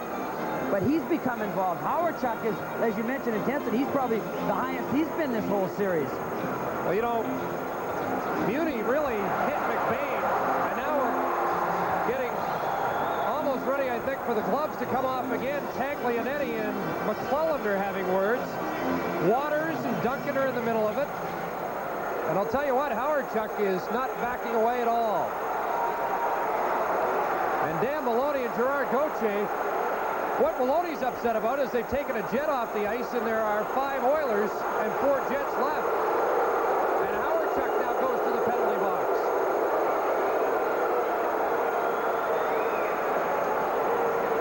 Howardchuk really hit Muni with a clean check behind the play. Muni went back and Howardchuk down in the Oilers zone. And then Muni dropped his stick, and he was ready to drop his gloves, and Howardchuk skated away. Andy Van Hellemond is explaining it, and he said, as we look at Dan Maloney, he's upset, but he said Howardchuk left the scene, and he came back. I don't know if he got a 10-minute or he got a 2-minute delay or whatever, but if it's a 10-minute, it's almost as bad as a 2-minute. It sure is. We've seen 4 misconducts already. Van Hellemond has been handing them out to try and get control. Glenn Satherwaiting, and he wouldn't be at all upset if Howardchuk is assessed a 10-minute misconduct, although I would think an Oiler would also get a penalty of the same degree. There's Howardchuk, and he is really fired up.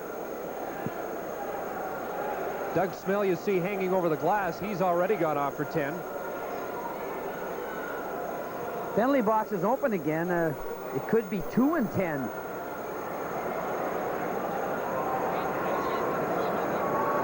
Oh, based on Maloney's reaction here, the Jets may get the worst of this. Howardchuk is going to the Jet dressing room, which would indicate he has at least a 10-minute misconduct. There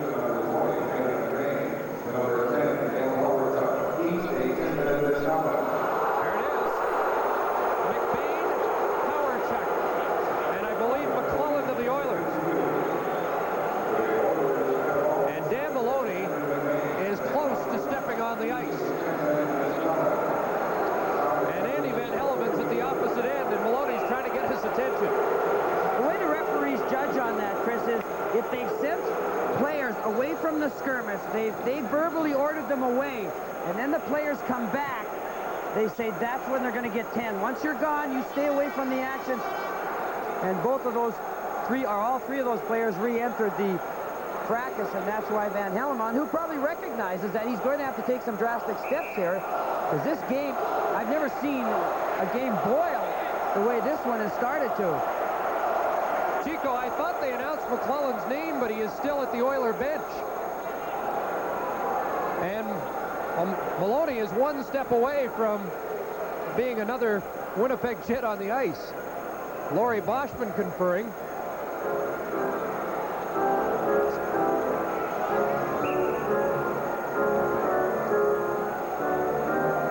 Well, McClelland was in the middle of the fracas, and it sounded as if his name was announced, but he again is sitting at the Oiler bench. So perhaps the only penalties are misconducts to 2 Jets, and that's why Dan Maloney's upset.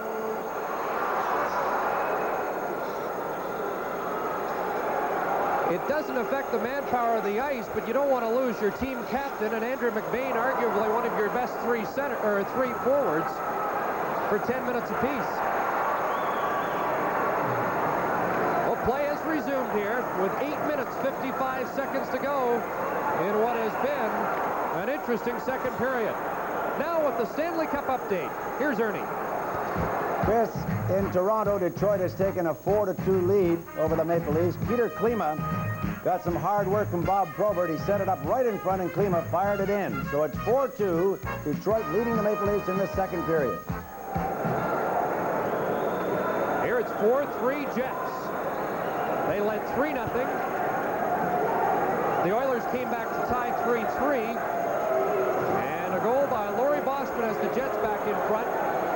And the Fighting Majors against Paul Boudelier and Craig McTavish have now expired. They have returned to their respective benches. From the face-off, Neufeld comes up with it. Clears it into the center ice zone. Messier has it there for Charlie Huddy. He is checked. It slides back to Messier. Steve Rooney for the Jets. Backhands it in. Randy Gregg has it there. Up to Simpson. To Messier. On right wing to Anderson. He steams into the zone. Up against Ellett. And we've got another penalty coming up, and this is a minor penalty. And it will be assessed against the Jets. Steve Rooney is headed to the penalty box, and the Oilers will go on the power play looking for the tying goal. Hellemond, it was curious. He wouldn't even go over to the penalty box because Dan Maloney was right there with the door open ready to give it to him, and Van Hellemond gave the signal from the blue line. He just wanted to avoid further confrontation, and Dan Maloney is very upset.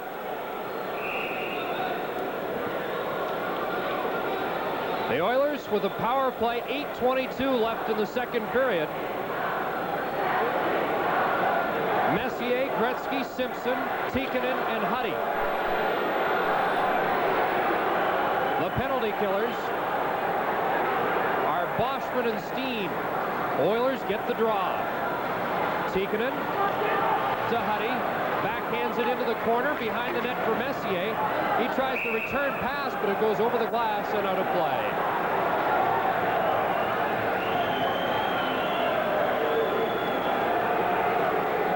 Look at Mark Messier. He scored a goal while his team was 2 men short already in this period. Saw Murray Craven do that against the Jets last year. Same type of play, someone fall down? You get a break, you block a shot at the blue line, and he stormed out of the zone, had a clear-cut breakaway. I guess that's about the only way you're going to score 2 men short is on a breakaway of some kind. So the Jets have been victimized like that before. Here they're trying to kill off a 1-man advantage for the Oilers. Exactly 8 minutes to go in the second period. In what I think's been the most entertaining game of the series. Messier by Steen ahead to Simpson. On right wing for Gretzky. Messier catches up and takes the pass. Here's Messier steaming in. Simpson in front. Messier sticks with it. Pounded by Ellett. There's Olesen trying to dig it free. He does. And Olesen starts out. And shoots it down the ice. 1:06 left to the penalty to Steve Rooney.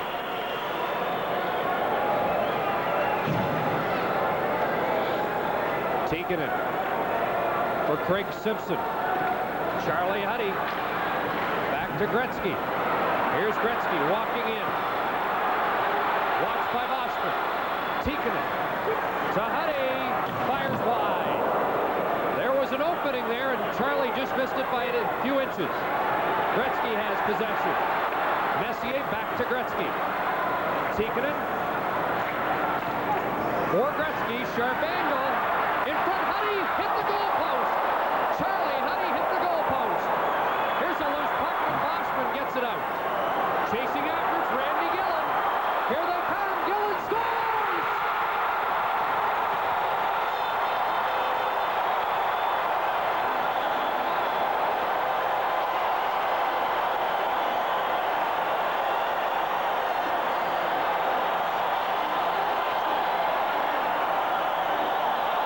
One surprise after another. Here's Gillen with a great 5-hole shot. Again, it's not right on the ice. It's just that 8 inches off the ice. And Laurie Boschman sets us up by breaking. See, that creates an option for Gillen, although he didn't really look. The goaltender then has to worry about the pass as well, but when it's a perfect shot, you know, and Gillen has one of the best shots on the team, although he's played most of the year down in Moncton where he scored 40 goals. He's known for his shot, and he comes through it then on that shorthanded goal for the Jets. Randy Gillen, his first playoff goal.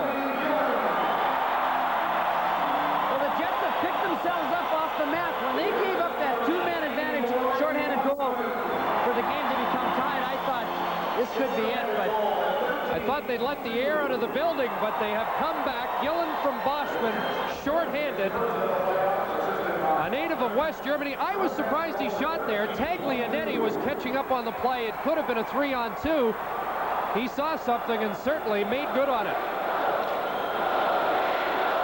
And Laurie Boschman has been instrumental. He scored the go-ahead goal and has set up the 5th Winnipeg goal. It's 5-3.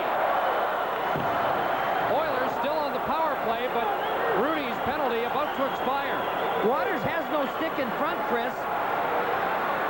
Now the Jets back at full strength. There's a pass in front just off the post. Bertium was off balance, and Krushelnyski just deflected that off the post. What an evening. And we're just halfway there. Krushelnyski out in front, they score! And Anderson took a high stick, but I think that was from Jeff Courtnall. And Anderson shaken up. But the Oilers have got one back. This may go off Daniel Bertium's stick here. Waters in front of the net has no stick. He's broken his stick. There you're going to see the puck come. Watch, it's going to hit, I think, the heel of the stick. Back through the legs. Yep. See, Bertium recognized that Waters didn't have a stick, so he really wants to play this pass badly. And he does get most of it, almost too much of the puck, but just a perfect deflection back through his own legs. And Glenn Anderson still down on the ice. He received a high stick after the play, which should be no surprise. There's been a lot of after the whistle plays. What happened there, Chico, is Jeff Courtnall signaling the goal, put his stick up, and he was swung around, and the momentum carried his stick into Glenn Anderson, and that is dangerously close to his eye, but it looks like it'll be okay. Well, you know, Glenn Anderson wears those goggles in practice. He may start wearing them in the games. That's awfully close to the eye itself. They give the goal to Krushelnyski, his first of the playoffs from Anderson and Courtnall, and we'll take another look. See, look at Waters with his hands around Krushelnyski. He lifts up. Maybe he should have taken the penalty, but see, without a stick, he was helpless to really do anything with Krushelnyski. Now he goes out front, and again, you see him grabbing and holding, but it's... Oh, there you see the stick. It was Courtnall's stick because Waters didn't have his, so it had to be Courtnall's stick. 36 seconds after Randy Gillen's short-handed marker, which made it 5-3 Winnipeg. Krushelnyski's first of the playoffs from Anderson and Courtnall, and it's 5-4. And for Anderson, his 8th point in 3 games.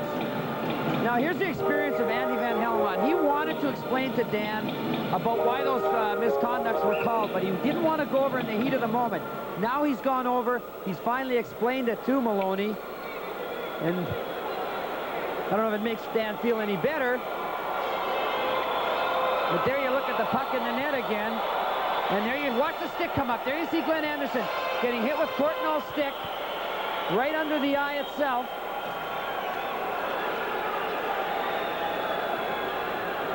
Boy, what a roller coaster of emotions and swing of momentum. I think a lot of fans in Winnipeg who thought they might come to the game tonight but didn't are regretting that decision now, although I hope if you're enjoying it here. But this has been one of those games that I think is going to pack the building tomorrow night for Game 4. Well, Maloney's hollering about the same thing Slats was, Sather was, the last game, about holding up the game by putting so many men on the ice and taking your time to make the changes. After game number 2, Glenn Sather complained to the officials that Maloney was sending 8 and 9 players onto the ice for a line change. And it made it very hard for him to get the last change that he deserves as the home team coach. So tonight, Sather is countering. Here's Mark Kuppel, flattened by Charlie Huddy with a good body check. Craig McTavish turns, hit by Kuppel. McTavish tried to duck under that check, and he went down, and Kuppel made sure. Here's a loose puck, Gillen after it. Gillen took a dive, and Andy Van Hellemond would have none of it. Puck on the mesh, and they blow it dead. Tough game for Andy Van Hellemond. It's tough to decide which one to call. I mean, there's bodies flying all over. There's high sticks and pushing and shoving and slapping each other in the head after the play.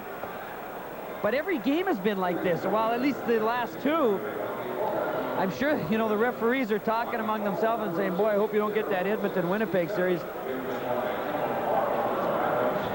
There's the young goaltender who has been so sharp in this series, and I wonder if that goal is going to bother him. Normally it might, Chris, but he's played so well, and that's really the first shady goal or the goal that you could point at him for that he's given up this series. So I don't think so. You know, in the last 2 goals, one went through Grant's legs. But, you know, all the great goaltending, you're going to get a couple that are kind of fluky.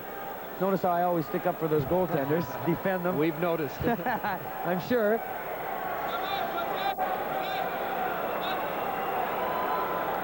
Five minutes, 29 seconds to go in what has been an eventful second period. Thomas Steen has a goal and an assist tonight. And he'll face off against the 4th goal scorer for the Oilers, Mike Krashelnyski, who is directing traffic. He moves Hannon, now moves Greg into position. And now he's ready. And Olesen moves around.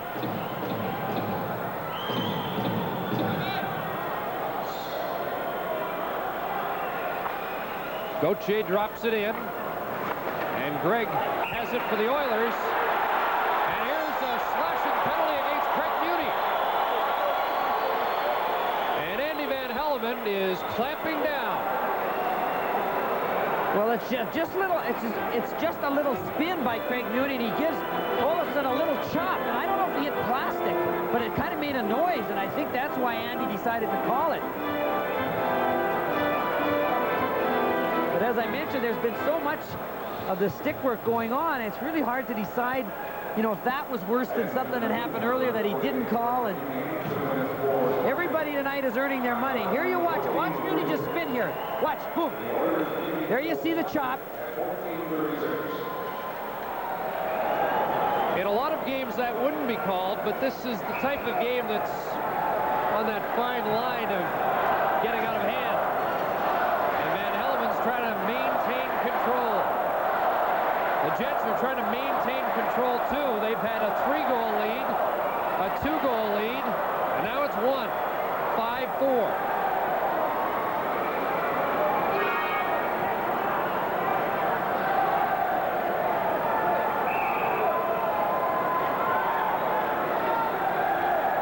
It's interesting, in Winnipeg, the fans are saying, we just want them to win 1. But when you talk to the Jets today, they felt if they could win tonight, they could win the series. Merritt can't keep it in. Olesen having trouble with it against McTavish. Centers in front, Merritt clears. Randy Gregg to McTavish. And now it comes outside the line, but the Oilers doing a good job killing the early stages of this penalty. Here comes Steen. Clears it in the corner. Neufeld behind the net. Around the boards for Boschman. Boschman has a little time. Gives it to Neufeld. There's Steen. Back to Merritt. Shot! Pure. Kicked out the leg. Ray Neufeld. For Boschman. Back it comes to Olesen. Boschman. The former Oilers shot is blocked. Neufeld off the boards. Past Olesen and down the ice. With 1 minute and 1 second to go in the power play. 4:22 left in the second period. Huddy chops it. It comes down to Gretzky, but it's kept in by Merritt. Merritt down in the corner against McSorley. It comes out to Olesen. To Doug Smale. That's Ian Duncan against the boards with Huddy. And Huddy covers up. Puck comes loose. And now play is whistled down on a glove pass. Now with the Stanley Cup update, here's Ernie. Chris, in Toronto, Detroit has made it 5-2 over the Maple Leafs on the second goal of the game by Jim Nill. Nicely done. 5-2, Toronto trail. Big night for the former Jet. Jimmy Nill with a pair of goals. Here Winnipeg has 29 seconds remaining on a power play that really hasn't got untracked.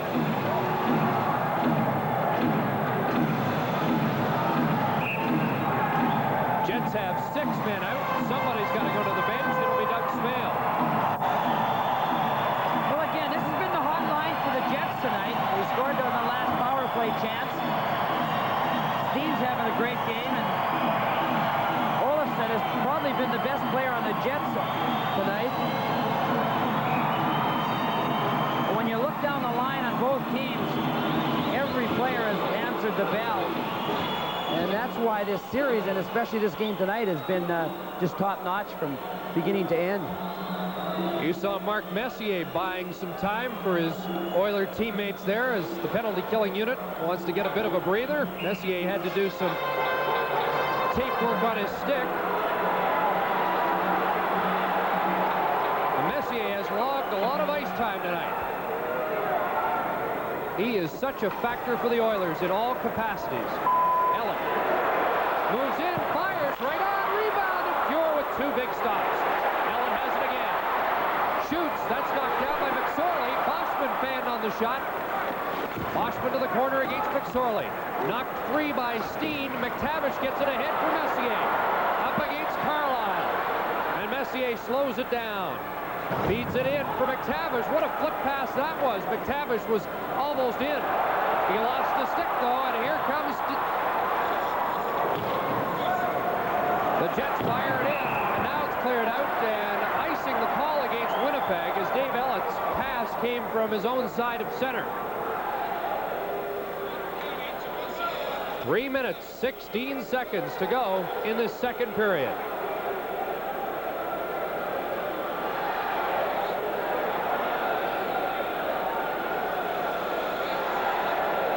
Mark Messier with that goal really got the Oilers back in it. Scored with the Oilers 2 men short. The Jets went ahead by 2, 5-3. The Oilers have scored to make it 5-4.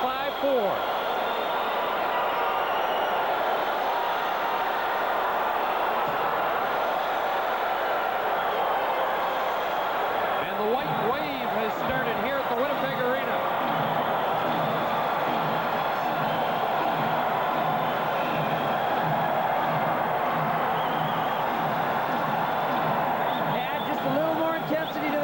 Just what we need. Gretzky getting set on the draw. He was held scoreless in game 2, but number 99 has an assist here tonight.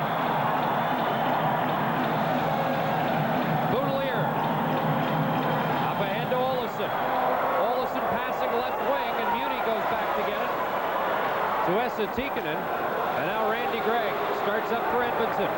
To Wayne Gretzky. Right wing feed for Curry, knocked down by Olofsson.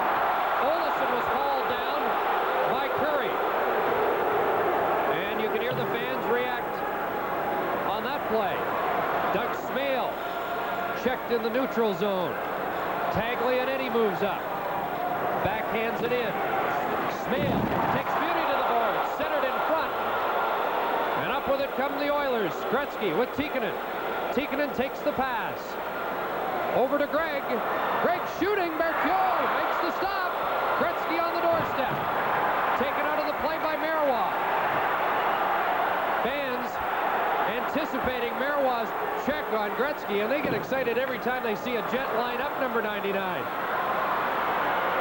Here's Gregg firing it in. Deflected high. Gretzky in front. Oilers putting on pressure. Marois clears it off the boards to center. Charlie Huddy fires it back in. Berthiaume makes the stop, and now play is whistled down. Well, it's getting so bad that players can't even go by each other without giving them the stick or an elbow or something. It reminds me of a Czechoslovakia-Russia game sometimes when they get chippy. And there's Doug Smale. I can't believe he's still on his feet. That last check that he was attempting to put on Craig Muni turns almost into disaster. Watch how Muni gets the arm around him, like in big-time wrestling, just runs him into that turnbuckle. And look, oh, we're going to get a look at the other end here. Here's that save. Watch it just rolling there, and Gretzky sneaking around. Berthiaume recognizes that and does a poke check. Good second effort. I don't think he looks as confident right now as he did prior to the 4th goal. You're right, but you know what? That save right there helped his confidence. It was shaky, but he got a break on it, and that'll lift him up again to you know, make him feel like, hey, I still got it going. I'm still getting the breaks. An alert play to knock it away from Gretzky, who certainly was on the prowl. 1 minute and 50 seconds remaining in the second period. It almost feels, because of all the action we've had tonight, we're in the third, but it's still the second. Here's Neufeld, and he hauled down Huddy, and Neufeld is headed to the penalty box. And the Oilers will have a great chance to tie the score before the end of the second period as they go on the power play. Well, Ray Neufeld reaches out and pulls down Charlie Huddy. And Dan Maloney is really upset, and Andy Van Hellemond will not go to the penalty box again. He only went part way, and then he made the signal, and away he went. You're talking about European hockey. Maloney is in front of his players, pacing the bench, a la the Czech and Soviet coaches. But he positioned himself right in front of the penalty box, and Van Hellemond made his call from the jet blue line. He wasn't going near Maloney. 18-23, Neufeld for holding. So, excuse me, it's like Andy has said, okay, if you guys want to be chippy, I'll let that stuff go as long as it's tit for tat. But, you know, it's more the ones you don't expect, like a little hook here, a little pull there where a guy goes down, and that's what he's calling. And as long as the players start to understand what he's letting going and what he's going to call, there won't be a problem. The Oilers power play unit, Messier, Simpson, Anderson, Huddy, and Gretzky, who will play the right point. Here comes Messier. Stopped by Ellett.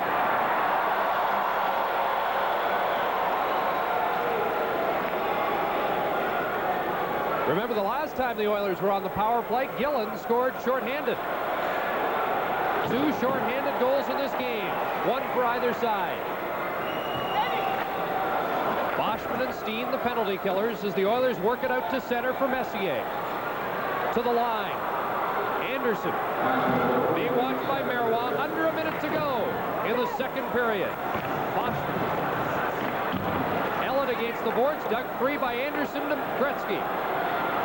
Cross ice for Huddy. Back to Gretzky. Shooting. Loose puck. Rolled wide by Messier. Simpson behind the goal. There's Messier. Out to Huddy. Here's the shot. Hit an ankle. Gretzky has it. 35 seconds left. In front. Messier. Backhand. And I think it hit Bertium's stick and came out. That's using all your equipment. It hits the knob of Daniel Bertium's stick. Boschman didn't have a stick, so it was really a 5-on-3. Oh, Messier, Van Hellemond, and Anderson all collide. Here's a break for Smale. Shooting. Cure the save. Olofsson in front. Here's Baudelaire, maybe trapped. But the breakaway pass for Messier miscues.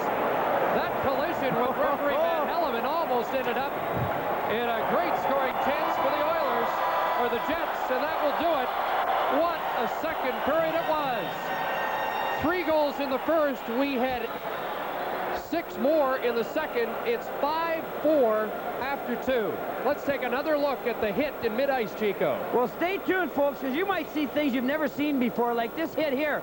Now, that's the second hit on Van Hellemond. You see Messier laying on the ice. He just drilled Van Hellemond. And then you saw the partial breakaway by Doug Smale. Just about anything that could happen happened in that second period. Wow.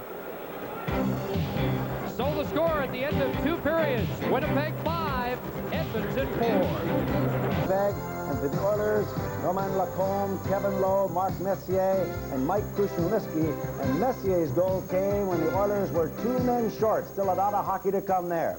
Of course, there's a lot of hockey going on in Toronto, too, as Detroit is leading there. Now let's go back there and get a report from Ron McLean.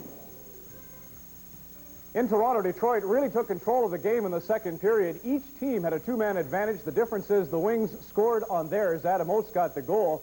But the real story of the second period was the most exciting play in hockey, the penalty shot. Peter Klima was dragged down by Al Iafrate late in the period. Klima was given the chance to go in alone. And as he so often does on breakaways, he chose to go upstairs on goaltender Alan Bester. The goal for Klima, his 5th of the playoffs, his 2nd of the game. The other 2 goals for Detroit are by Jim Nill, and one can't help but wonder if his name now sums up Toronto's chances in this game at Maple Leaf Gardens in Toronto. Thank you, Ron. There's a pretty good game. Here in Winnipeg, the Jets are leading the Edmonton Oilers 5-4 after 2 periods of play. So now let's join Chris Cuthbert and Chico Resch. Well, Ernie, it has been a game of so many swings, it's hard to keep track. Chico, I thought when the Oilers tied at 3-3, that the Jets were in deep trouble. They bounced back, lead by 2. Now it's 1. And it really is anybody's hockey game, but I'm surprised the Jets were able to recover from blowing a 3-goal lead. Well, you know, there was some question about how much heart and drive they had going into the playoffs, but they've shown in every game that they can hang in there and hang in there. Of course, they still have to win. I mean, getting close in this third game is going to do them no good. They've played well, but as we mentioned in the first game, the hardest test is yet to come in the third period. And it is indeed, because the Oilers have stormed back and they have a power play opportunity going into the third period. Although shorthanded goals were a story, it's been an unusual game. Do you think that the physical aspect of the game has maybe caused some breakdowns in concentration, why we might have seen 3 shorthanded goals? Well, when you think of the goals, they were, you know, how can you explain an all-star defenseman falling down and giving the other team a breakaway with 2-man advantage? But you know, a lot of interesting things are going to happen. Like, for instance, Howard Chuck's whole line was given a 10-minute, misconduct, not at the same time, but McLean a little bit earlier. So they're going to come out fresh, yet they maybe haven't been intense now because they've been out of it for a while. But with everything I've seen, and we've all seen a lot of games, there have been so many unusual things, like Andy Van Hellemond getting wiped out, which caused a partial breakaway. So, I mean, the third period, everybody just can't wait to get started. Well, you've heard it before, Ernie, that anything can happen in the third, but after watching the first 40 minutes, I think it really is safe to say tonight it's been a wild one. Back to you. It sure has, Chris, and we expect a lot to go on down in Los Angeles tonight. A very important game. It's about to get underway. Steve Armitage has a preview of the two teams have returned to the ice for period number 3. The Winnipeg Jets leading the Edmonton Oilers 5-4 as they try to end that 16-game playoff winless streak against the Oilers. But Chico, it's still a long 20 minutes and perhaps more away. Well, you know, the Jets were in this position in game 1, and it blew apart on them early in the third, and the same scenario is setting up. The first 5 minutes is going to be so important. Of course, you can say the next goal, but even more just the first 5 minutes, because it's going to set a tempo of whether the Jets are going to get nervous or they're going to stay composed. Before we start, let's go down for a Stanley Cup update with Ernie. Chris, Toronto is not out of this game yet. They continue to keep playing and working hard. Russ Courtnall started a 3-way play here that was finished off by Al Secord, and Detroit now leads 6-3 early in the third period. And a little business to attend to. They have checked the tapes of the goal by the Oilers that we weren't sure of, and have given the goal to Craig Simpson. Remember the one that Simpson and Lowe both reached for? Well, Simpson has been credited with the goal from Gretzky and Messier, and there was some confusion about misconduct against one of the Oilers. It was assessed to Kevin Lowe, and a group of misconducts are just about set to expire to Lowe, McBain, and Howard Chuck a minute into this third period. It was a wild second. We expect more of the same in the third, and the Oilers start with a man advantage for now 17 more seconds. Steve Smith, Messier, Anderson, Gretzky, and Randy Gregg. Here's Gregg to the line. Shooting it around the boards. Anderson centers in front, and Berthiaume hops on it quickly as the penalty to Neufeld expires. Well, Daniel Berthiaume's had one go in off a stick, and the Oilers like to do that as a rule anyway. Throw the puck in the crease on the power player if they have no other play, and it paid off for him in that second period. And sure, Daniel's thinking of that. He wants to keep everything clean in the crease, pounce on it every chance he gets. While they're just making the official announcement of the corrected Oiler goal, and Simpson's third of the playoffs. And I believe they're changing the 5th goal by the Winnipeg Jets. Ray Neufeld is getting credit for the goal that originally went to Laurie Boschman.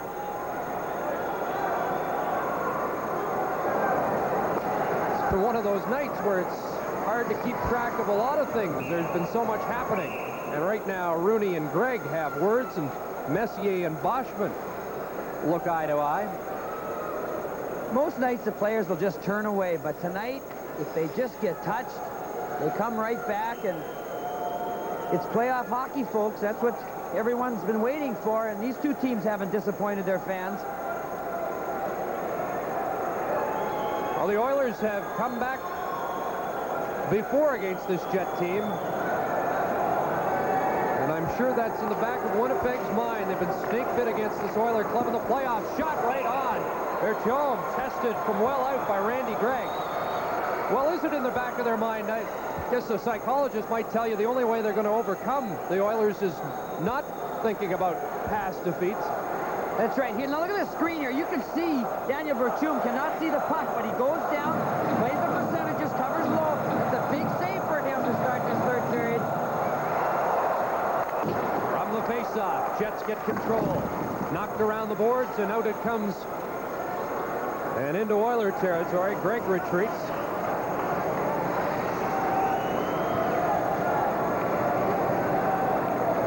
Gregg with his teammates in motion starts the play up to Messier. He is checked. Steve Smith goes after it, and now Gregg will take another look to Anderson.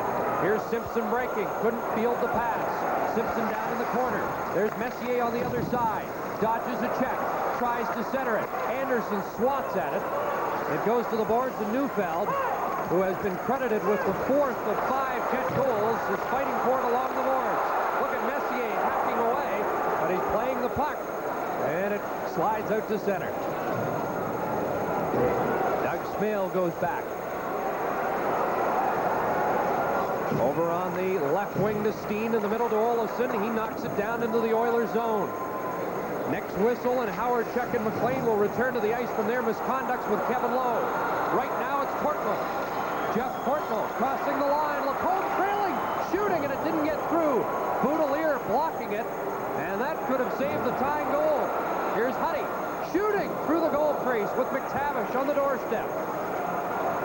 Around the boards it goes. Oilers have the Jets on the run. Here's Portnoy trying to center it to McTavish. He was tied up, and the Jets get it to center. The Oilers going to the attack here early in the third period.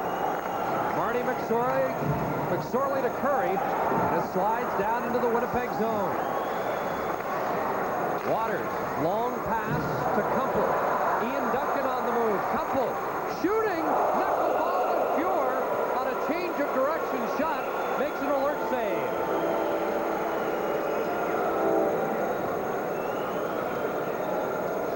From the arena in Winnipeg, this is the Stanley Cup playoffs on CBC. We played 2 minutes, 25 seconds of the third period. Face off to the left of Grant Fuhr. Howard check against Krushelnyski. Puck caromed off the linesman, skied in front of the net. Waters shooting right on. Fuhr down, and he makes the stop. And Muni gets his stick up with McBain. So the big line is back. McBain, McLean, and Howard check after their misconducts. And they certainly will have fresh legs, if nothing else.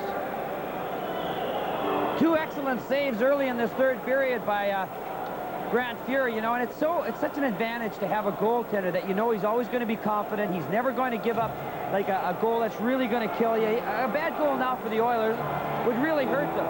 But Grant Fuhr has never done that in his career, and he continues to be just solid when the game's on the line.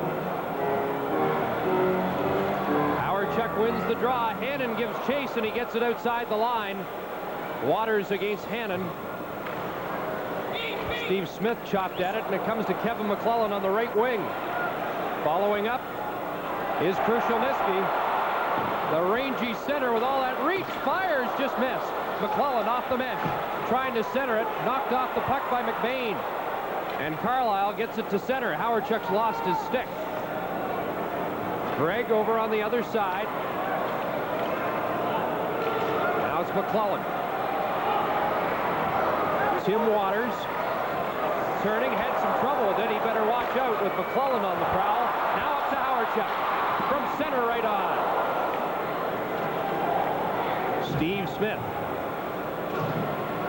Jets on a line change. Smith up ahead behind Anderson. Puck slides deep in the zone. Anderson to Messier.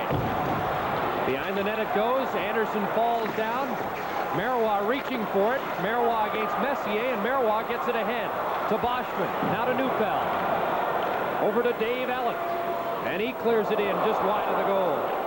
Bouncing shot over the stick of Fuhr. Here's a loose puck. Rooney takes it away from Anderson to Boschman. He puts it right on goal, and Fuhr easily steers that aside. Jets keep it in. Rooney on the first try. Now it comes outside the line, and offside is called. Well, you thought maybe Winnipeg might try and sit back a little bit, but this period has started wide open. There you see the bandage. I'm sure there's some stitches underneath that bandage that Glenn Anderson received from the stick of his own man, Courtnall, after his goal was scored in the second period. And right back onto the ice, Howard, McLean, and McBain. So Dan Maloney's going to put those fresh legs to use.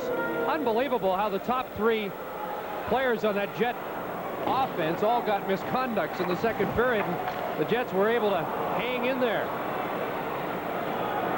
That could actually pay some dividends in the third. We'll certainly see them out a lot, I'm sure. Lacombe in the middle to McTavish, has Courtnall cruising. Long pass, and they call Courtnall just a stride offside. And once again, there is a meeting in front of goaltender Berthiaume. Well, there is Norm Lacombe, who has a goal tonight.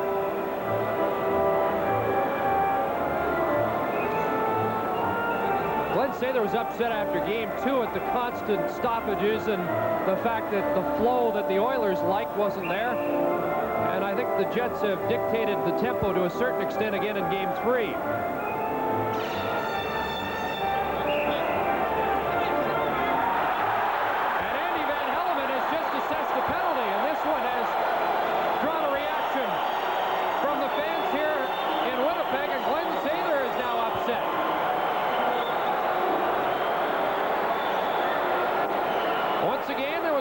Standing around jawing. The Jets were the guilty party in the second period, and this time it's Marty McSorley. Will it be 2 or will it be 10? We do know McSorley has gone to the penalty box.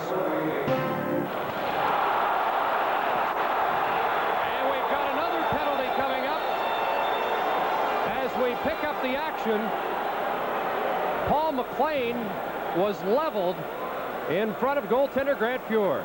Well, Randy Gregg is the one who put McLean into the goalpost, but see, what McLean did there, he wanted to cut through the crease around Grant Fuhr.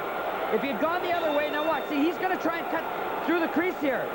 And Randy Gregg says, no, you're not cutting through the crease. Knocks him down, and then watch how McLean hits his back on the goalpost. There you see it, there's the back, or actually it's his legs. And Randy Gregg is going to the penalty box. I think. Yes, he's in there now. Marty McSorley's in there. He had just received a 10-minute misconduct. And here's Messier poking at some fans. And this is when it gets out of hand. Messier being restrained by Norm Lacombe as he was reaching towards some fans with their stick. And you can see the Oiler staff pointing out the guilty party in the crowd. Yes, I'm sorry, it wasn't Messier, it was Lacombe. And it was actually a young lady that's sitting right there by where the players go out. And now the Oilers trying to get the attention of Andy Van Hellemond.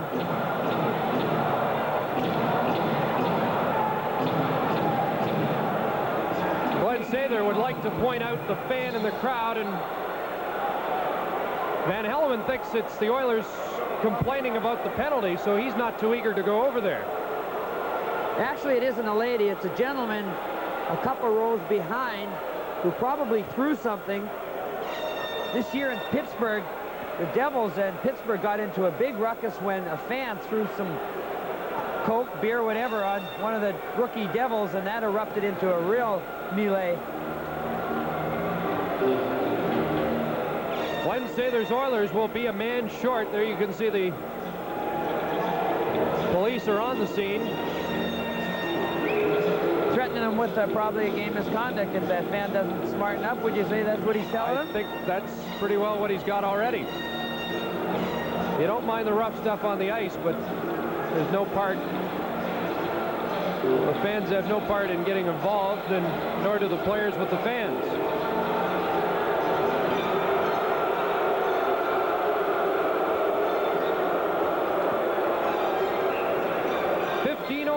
go. Third period, 5-4 Winnipeg, and they're getting set to go on the power play. And you can see that somebody's on their way out.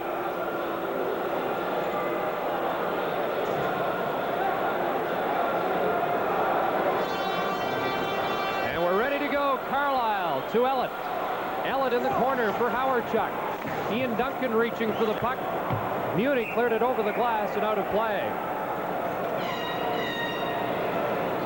The boards here in the Winnipeg Arena are conducive to hitting the glass high and the puck going out of the rink. Defensemen use that very well. They know if they shoot the puck up high on the glass, because of the contour of the rink, they generally goes out over the boards, and then they get a whistle and a stoppage in play.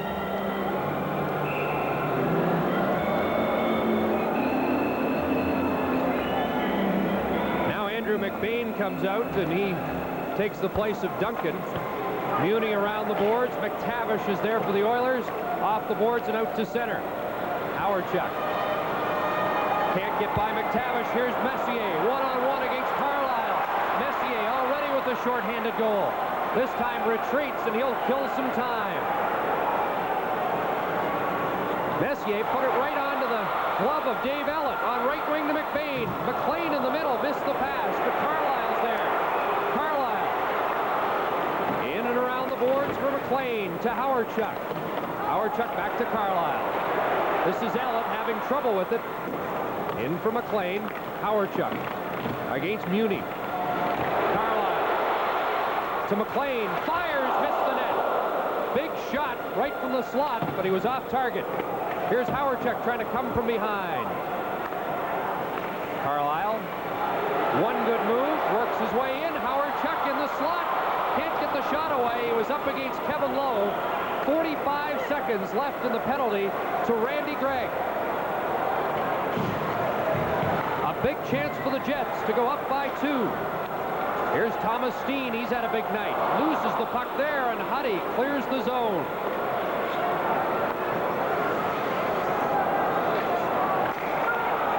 Goes to Steen, lead pass Boschman, return to Steen. Feeds the point, Olofsson. Over to Marois. Olofsson one times it doesn't get to the net as Huddy cut it off, and back come the Oilers. Dave Hannon clears it to the corner and takes a hit from Boschman, but that will do it as Gregg gets set to return. Duncan let it go, and Boschman touches it offside. Tonight's game is coming to you from Winnipeg. To regain home ice advantage in that Norris semifinal. Montreal leads their series by 3 after a 4-3 win. The Buffalo Sabres hoping to get their first win in that Adams Division semi. And how about the New Jersey Devils? It's now 3-0 over the Islanders. Flyers lead the Caps by 1 in the second. And it's Chicago now. 4-1 over St. Louis as they try to record their first win of this playoff year. That is the position the Jets are in. Certainly not a 4-1 lead, but they do have a 1-goal advantage, 5-4. 12 minutes, 45 seconds to go. Gretzky to take it in. Big save for Jones!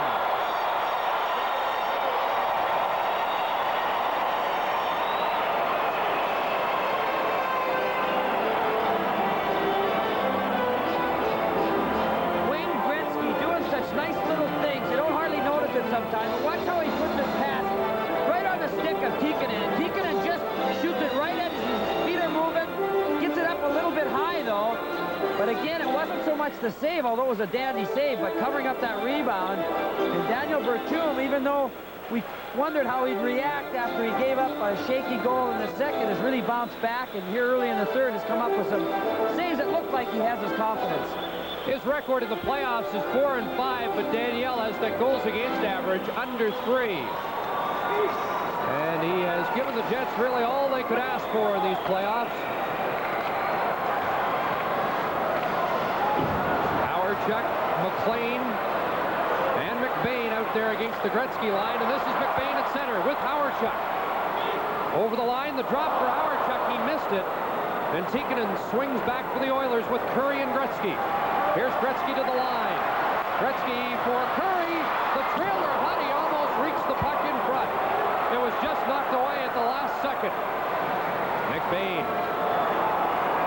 the line, just clears it in. And Charlie Huddy has it.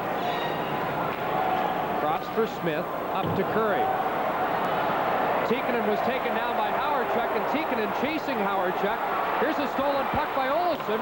Olofsson, his shot went wide, but it deflected right out in front, and Smale missed it. Here's Gretzky losing to Olofsson, and he was tripped up on the play, and it's whistled down, and Gretzky swings his stick at Thomas Steen. The Stanley Cup playoffs return in a moment.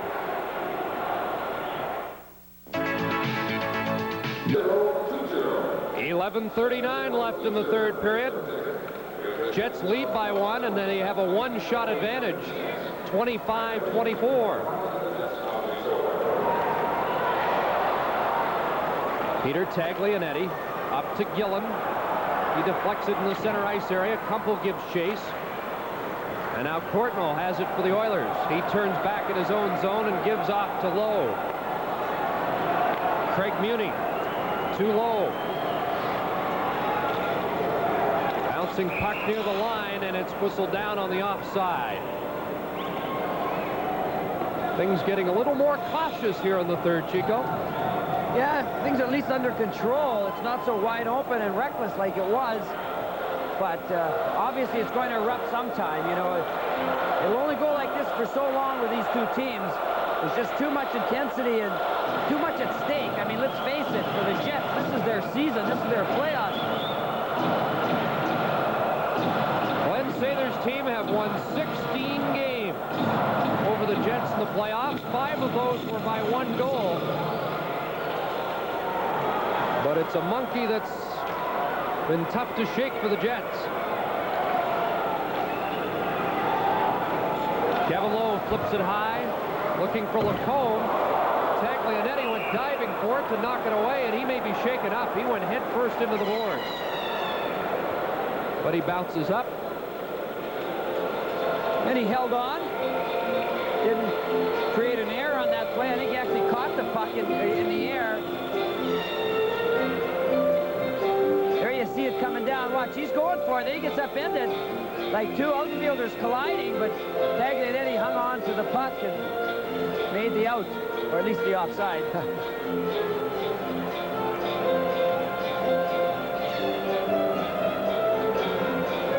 Face off outside the Jet blue line. Boschman against Messier. Marois to Ellett. They just dump it to center. It goes to Boschman, and here come the Jets. Neufeld. Over on that right side to Rooney. Back to Neufeld. He was winding up for a shot, and Simpson checked him with a good defensive play. And here's Messier. Cross ice to Anderson offside. Anderson started to cut in a bit too early.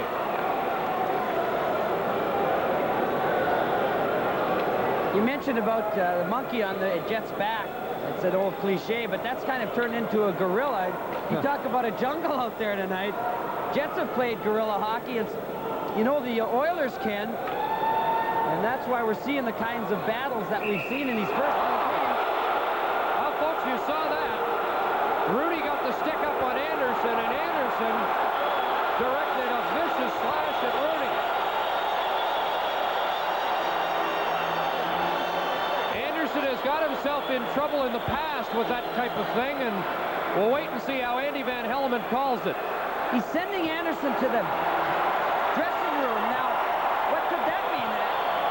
Well, it couldn't be a 10-minute penalty. I've only seen that once in my career. Match penalty, intent to injure. Let's find out. Glenn Sather's not impressed. We should mention Rooney initiated it with a jab of his stick towards Hawerchuk, and there's the answer. Oh, you see Glenn Anderson held up. I wish we could have seen that from the beginning, because he did not follow through. He was just faking it there. And, you know, in this type of game, you know, you're not surprised something like that happened, but I don't think Glenn Anderson intended to follow through with that.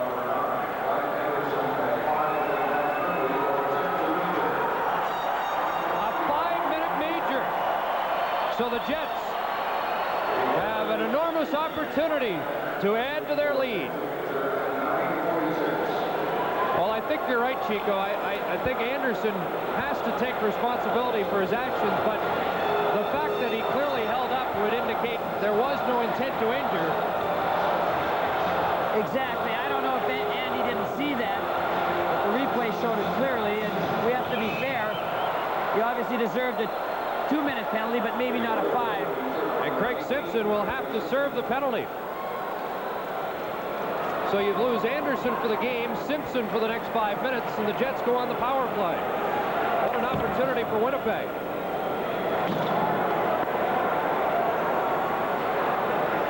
Randy Carlyle goes back. Jets have had a power play goal tonight, but they're really not clicking yet the way they did during the regular season when they were second in the NHL. With the man advantage, and the puck is chopped up over the glass again and out of play. Well, you look at Randy Carlyle. Big opportunity here for the Jets, but how many times have you seen a 5-minute penalty not start materializing till the last minute or two? It's sort of like people, you know, if you think you've got a week to do something, you let it go to the last day. If you know you have to do it right away, you get right at it. I've seen that happen so much with 5-minute major penalties. That's how I used to do my essays in school. Yeah, well, didn't we all? You know, you've got Simpson with 3 playoff goals in the penalty box. Anderson in the Oiler dressing room with 3 playoff goals. So a costly penalty to be sure. Ellett to Howardchuk. Back to Carlyle. It's having a little trouble getting set here. That pass hit McBain up high, and it slides to center. Ellett turns, fires it back in. McBain gives chase against Gregg. Howardchuk follows, misses the puck. But McLean makes the check without a stick and kicked it into the corner. And now the Oilers clear it into their bench. And that will bring the faceoff back into Edmonton territory. Well, the Oilers have killed off the first minute and 3 seconds. But they're the team that is trailing 5-4. So it's tough to play catch-up a man short, even though they do have a shorthanded goal tonight. Final score from out of town, Detroit has beaten Toronto 6-3, so the Red Wings are on top of that series 2-1. And the Leafs will have to win another at Joe Louis to win the series. Boschman against Krushelnyski on the draw. Olofsson to the point, and it hopped over Marois, sticking down the ice. And these Jet fans making more noise, not content with a 1-goal lead. Lead pass for Boschman. Over to Steen. Steen hit solidly by Muni. Neufeld to Olofsson. Here's Marois. Cross ice. Neufeld shot blocked by Muni. Nice play by the Jets. They went to the backside, but Muni was there to make the defensive play. And here comes Gretzky. Over on the right side to Lowe. The Oilers think offense, even a man short. Gretzky steals. Here's Gretzky, and he draws a penalty as he was tripped up. And so the Oilers' aggressiveness pays off as they're back at even strength. Mario Marois headed to the penalty box. 3:06 left in the Anderson penalty. 3:06 left in the major penalty to Anderson, but now Marois is in the penalty box. And that takes a lot of pressure off the Oilers. Although they're still down by 1, looking for the equalizer. Back at the point, Steve Smith, the shot right on. Berchon the save. Dave Ellett wraps it around the boards. Howardchuk up against Messier. Gets it ahead for Carlyle. Jets get it out of the zone, and here comes McBain. Andrew McBain against Huddy. Couple of moves at the blue line. McBain centers for Howardchuk, deflected, and Fuhr steers it to the side. Howardchuk steals. Loose puck. McBain can't get a shot. Carlyle will. Fires right on. Rebound Carlyle. Out in front. Howardchuk.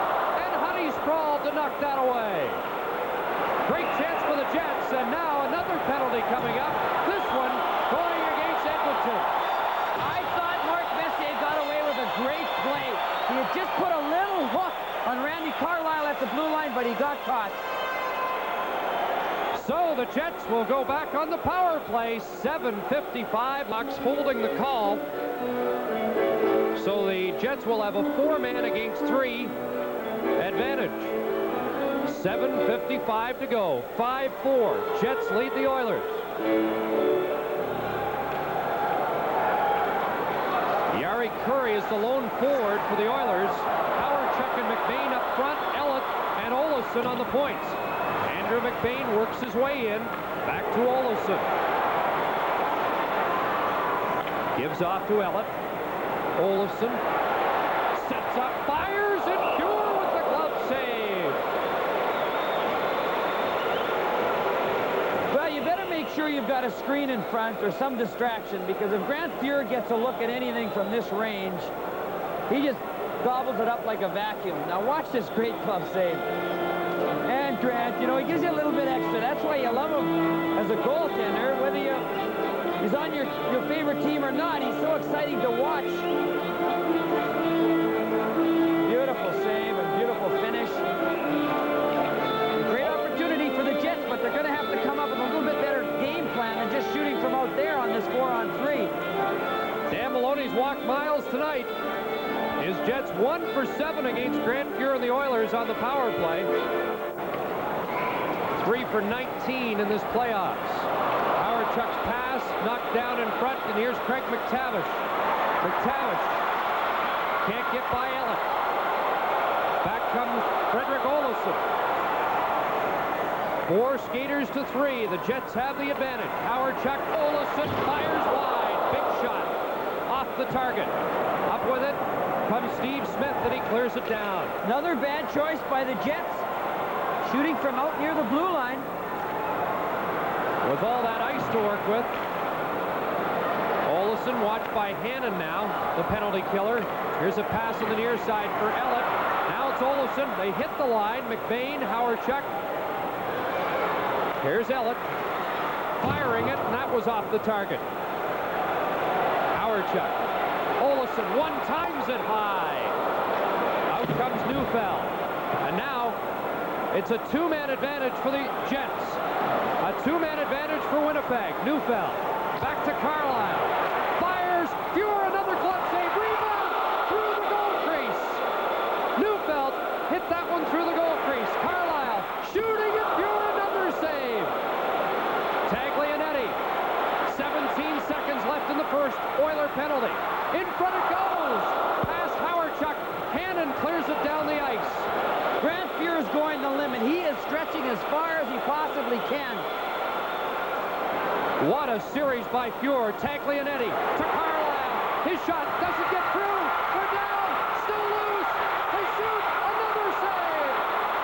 What a display. I think Lowe made the last save, but Grant Fuhr is holding the Oilers in. Messier's back. Anderson has only 5 seconds left, and the story is Grant Fuhr. Well, Grant took it a little easy yesterday, and he needed to because he's had to work tonight. Combination saves one side to the other. Watch this now. There's the first save. He thinks it's under him. Kevin Lowe in the goal crease recognizes there's danger. He dives over Fuhr. Look, he gets it in the chest. What a save by Lowe. And it's not over yet. No stick. He's scrambling up. Wow, what a job by Grant Fuhr. And his defensemen, forwards, everybody getting in the act. Here's that earlier rush where Grant got it, but he couldn't hang on to the rebound, and I think it was Neufeld. Watch, see there, the puck just went wide. Great chances, but again, the Jets don't need close chances. They need a goal because the doubt of this game is still hanging dangerously as far as they're concerned. That's why they call him the greatest goaltender in the game. Here comes Messier.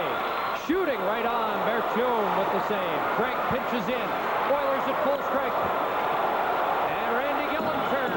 Gillen, first shift of the third period, fires from well out. They're keeping Fuhr busy. I don't know if they can score from out there on him, though. Not the way he's playing now. Messier up ahead to Courtnall. Over the line. Courtnall wrapped up by Taglianetti, and he'll get the gate. And now the Oilers go on the power play. Leonetti is going off, and the Oilers have a big chance to tie it. Back into their own zone to regroup for the Oilers. Here they come. Curry. Pass for Huddy slows things down. Tikkanen tries to get it started for Huddy. And here comes Curry to the line. Around the boards. There's Gretzky on the other side. Beats it to Smith. Here comes the shot. Right on. Berthiaume the save and the rebound comes out to Marois. And look at Mario Marois. Great effort there. The Jet fans thought he'd been pulled down. But Marois playing inspired hockey. Jari Kurri with under a minute to go in the man advantage. Circles back. Messier's out. He'll wheel with it. Here's Messier. Big shot. Berthiaume got a piece. Gretzky in behind the goal for Messier. Cleared to the boards, and Smale gets it down the ice with 40 seconds left in the man advantage. 3 minutes, 35 seconds to go in the game.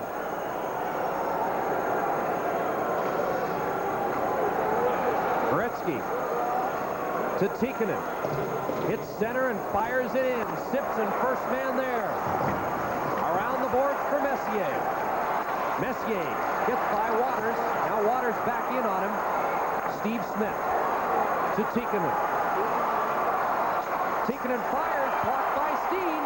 Tikkanen another try, and Berthiaume with the stick save, and it's out of play.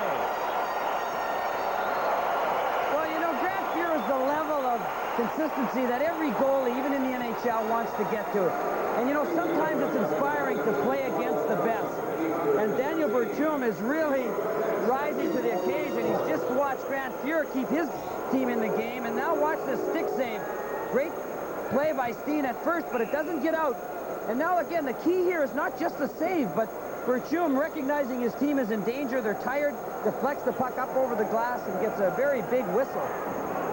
This Jet team has been criticized all year long for uninspired hockey, but they have risen to a new level tonight, trying to win their first. The Sabres appear on their way to their first victory over Boston in this playoff year. But for the Jets, it dates back much longer than that. Here's Smith, the shot, deflected just wide, and Winnipeg is back at full strength. The pressure's still on, and Berthiaume with Craig Simpson on the doorstep.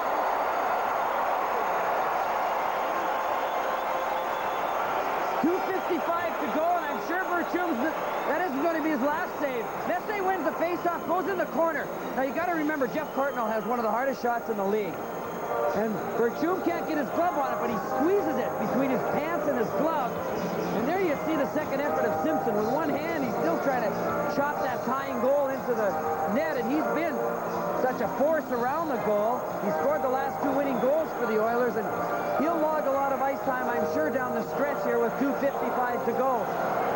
Chicago with the 3-goal lead on St. Louis as they try to win their first. And the stadium, and I'm sure it is rocking tonight. It's rocking here in Winnipeg. 2 minutes, 53 seconds left, and Berthiaume robbed Courtnall. Courtnall thought he'd scored the tying goal. Well, that won't be the last great save that Berthiaume's going to have to make either. But the faceoffs are killing the Jets right now. They've lost the last 2. Both have resulted in great chances by that man right there, Jeff Courtnall. Now, he probably could have walked all the way across. There you see him breaking loose.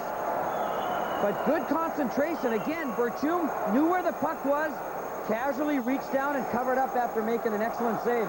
He has a little ritual, Chico. When he makes a big save, he skates over in the corner and taps the glass. He's done that 2 or 3 times in the last couple of minutes. Seems to work off the energy he's building up. Simpson draped against the boards. Courtnall lost his stick. Knocked ahead and out of the zone by Steve Rooney. Courtnall has replaced Glenn Anderson on this big line with Messier and Simpson. And here's Simpson, who has 2 game winners already, looking for a game tire. Back to Smith. Fires. Simpson deflects it wide. Off the boards, and out it comes. Here's Rooney with 2:18 to go. Rooney got hit by Courtnall and slowed up. Waters fires it in. Steve Smith back to get it. Jets make another line change. to a 1-goal lead. Hawerchuk bumped into Courtnall. Looked like he was shaken up for a second, but continues on. Here's Lowe pinching in. The Oiler defenseman will take some chances now. The puck is cleared down the ice. Hawerchuk gives chase, but Fuhr comes out of the net.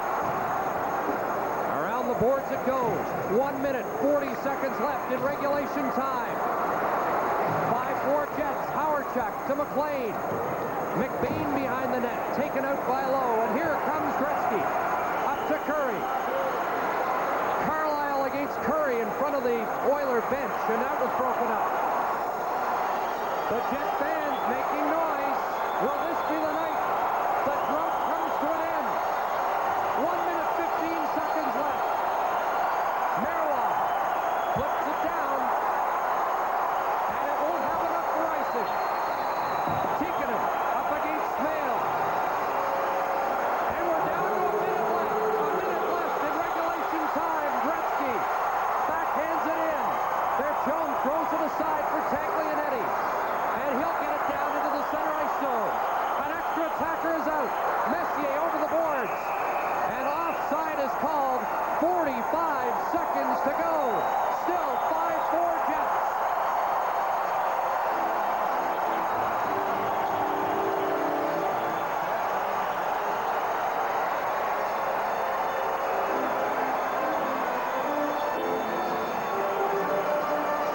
Glenn Sather has pulled Grant Fuhr, and Dan Maloney has called timeout. Or, well, maybe Glenn Sather's called timeout. Yeah, if you remember, Maloney took his in the second period when it got kind of wild there. So this will be the last timeout called in this last 45 seconds. So both coaches will have to do a lot of coaching and project down the line if there's face-offs in their own end or in the other team's end.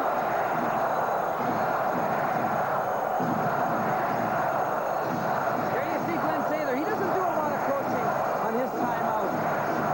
He feels that he's prepared his team during practice, and when it gets to this stage of the game, there shouldn't be any surprises. Chico, the Jets went down 3 straight to the Oilers in 1983, 3 straight in 84, 4 straight in 85, and in 87, 4 straight. The Jets looking for their first playoff victory ever in the Stanley Cup playoffs against the Edmonton Oilers. Boschman, McBain, and Steen are out. The Jets want 2 centers out in case one gets waved out.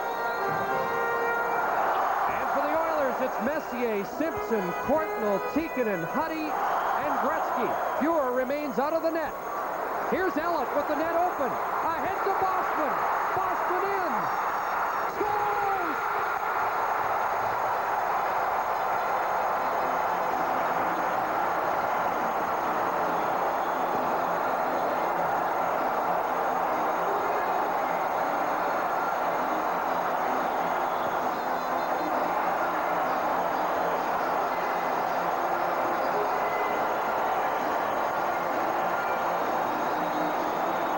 Boschman fights hard to win this draw.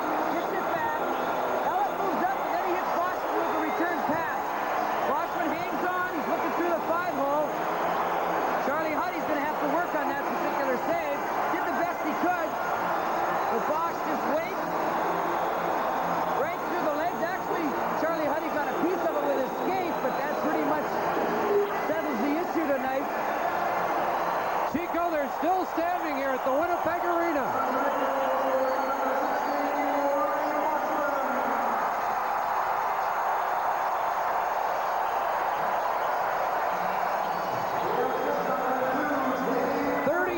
Seconds to go, 6-4 Jets.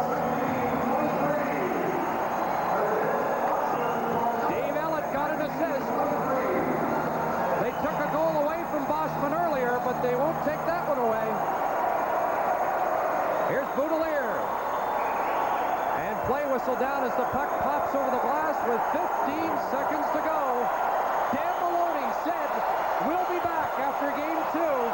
And the Jets bounce back tonight.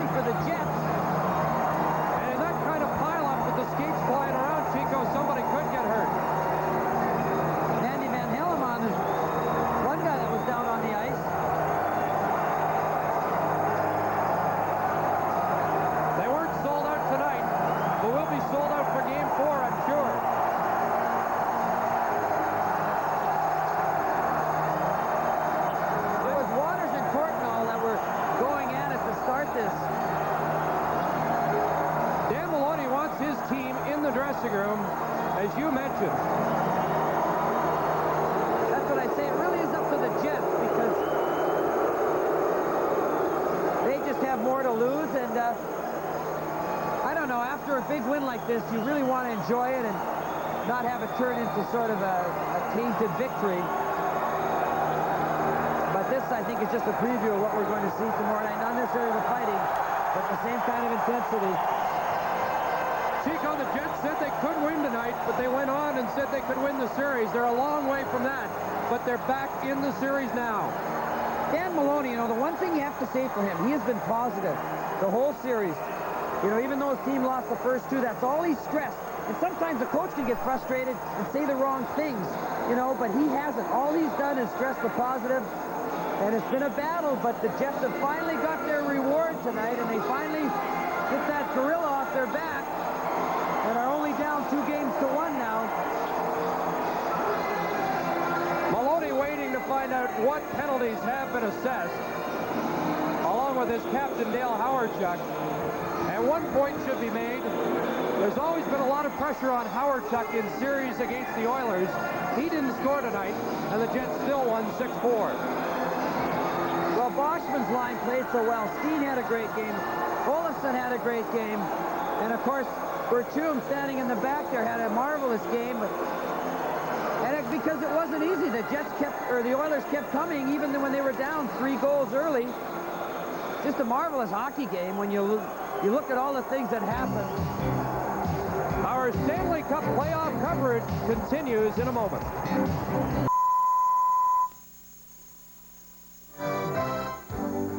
Andrew McBain gave the Winnipeg Jets a 3-0 first-period lead in Game 3 last night, an impressive attack. The Edmonton Oilers roared back in the second as Mark Messier tied it up in a 4-minute blitz. The Oilers were 2 men short on this one. 5 minutes later, the Jets went up 5-3 on this goal by rookie Randy Gillen. It proved to be the winner.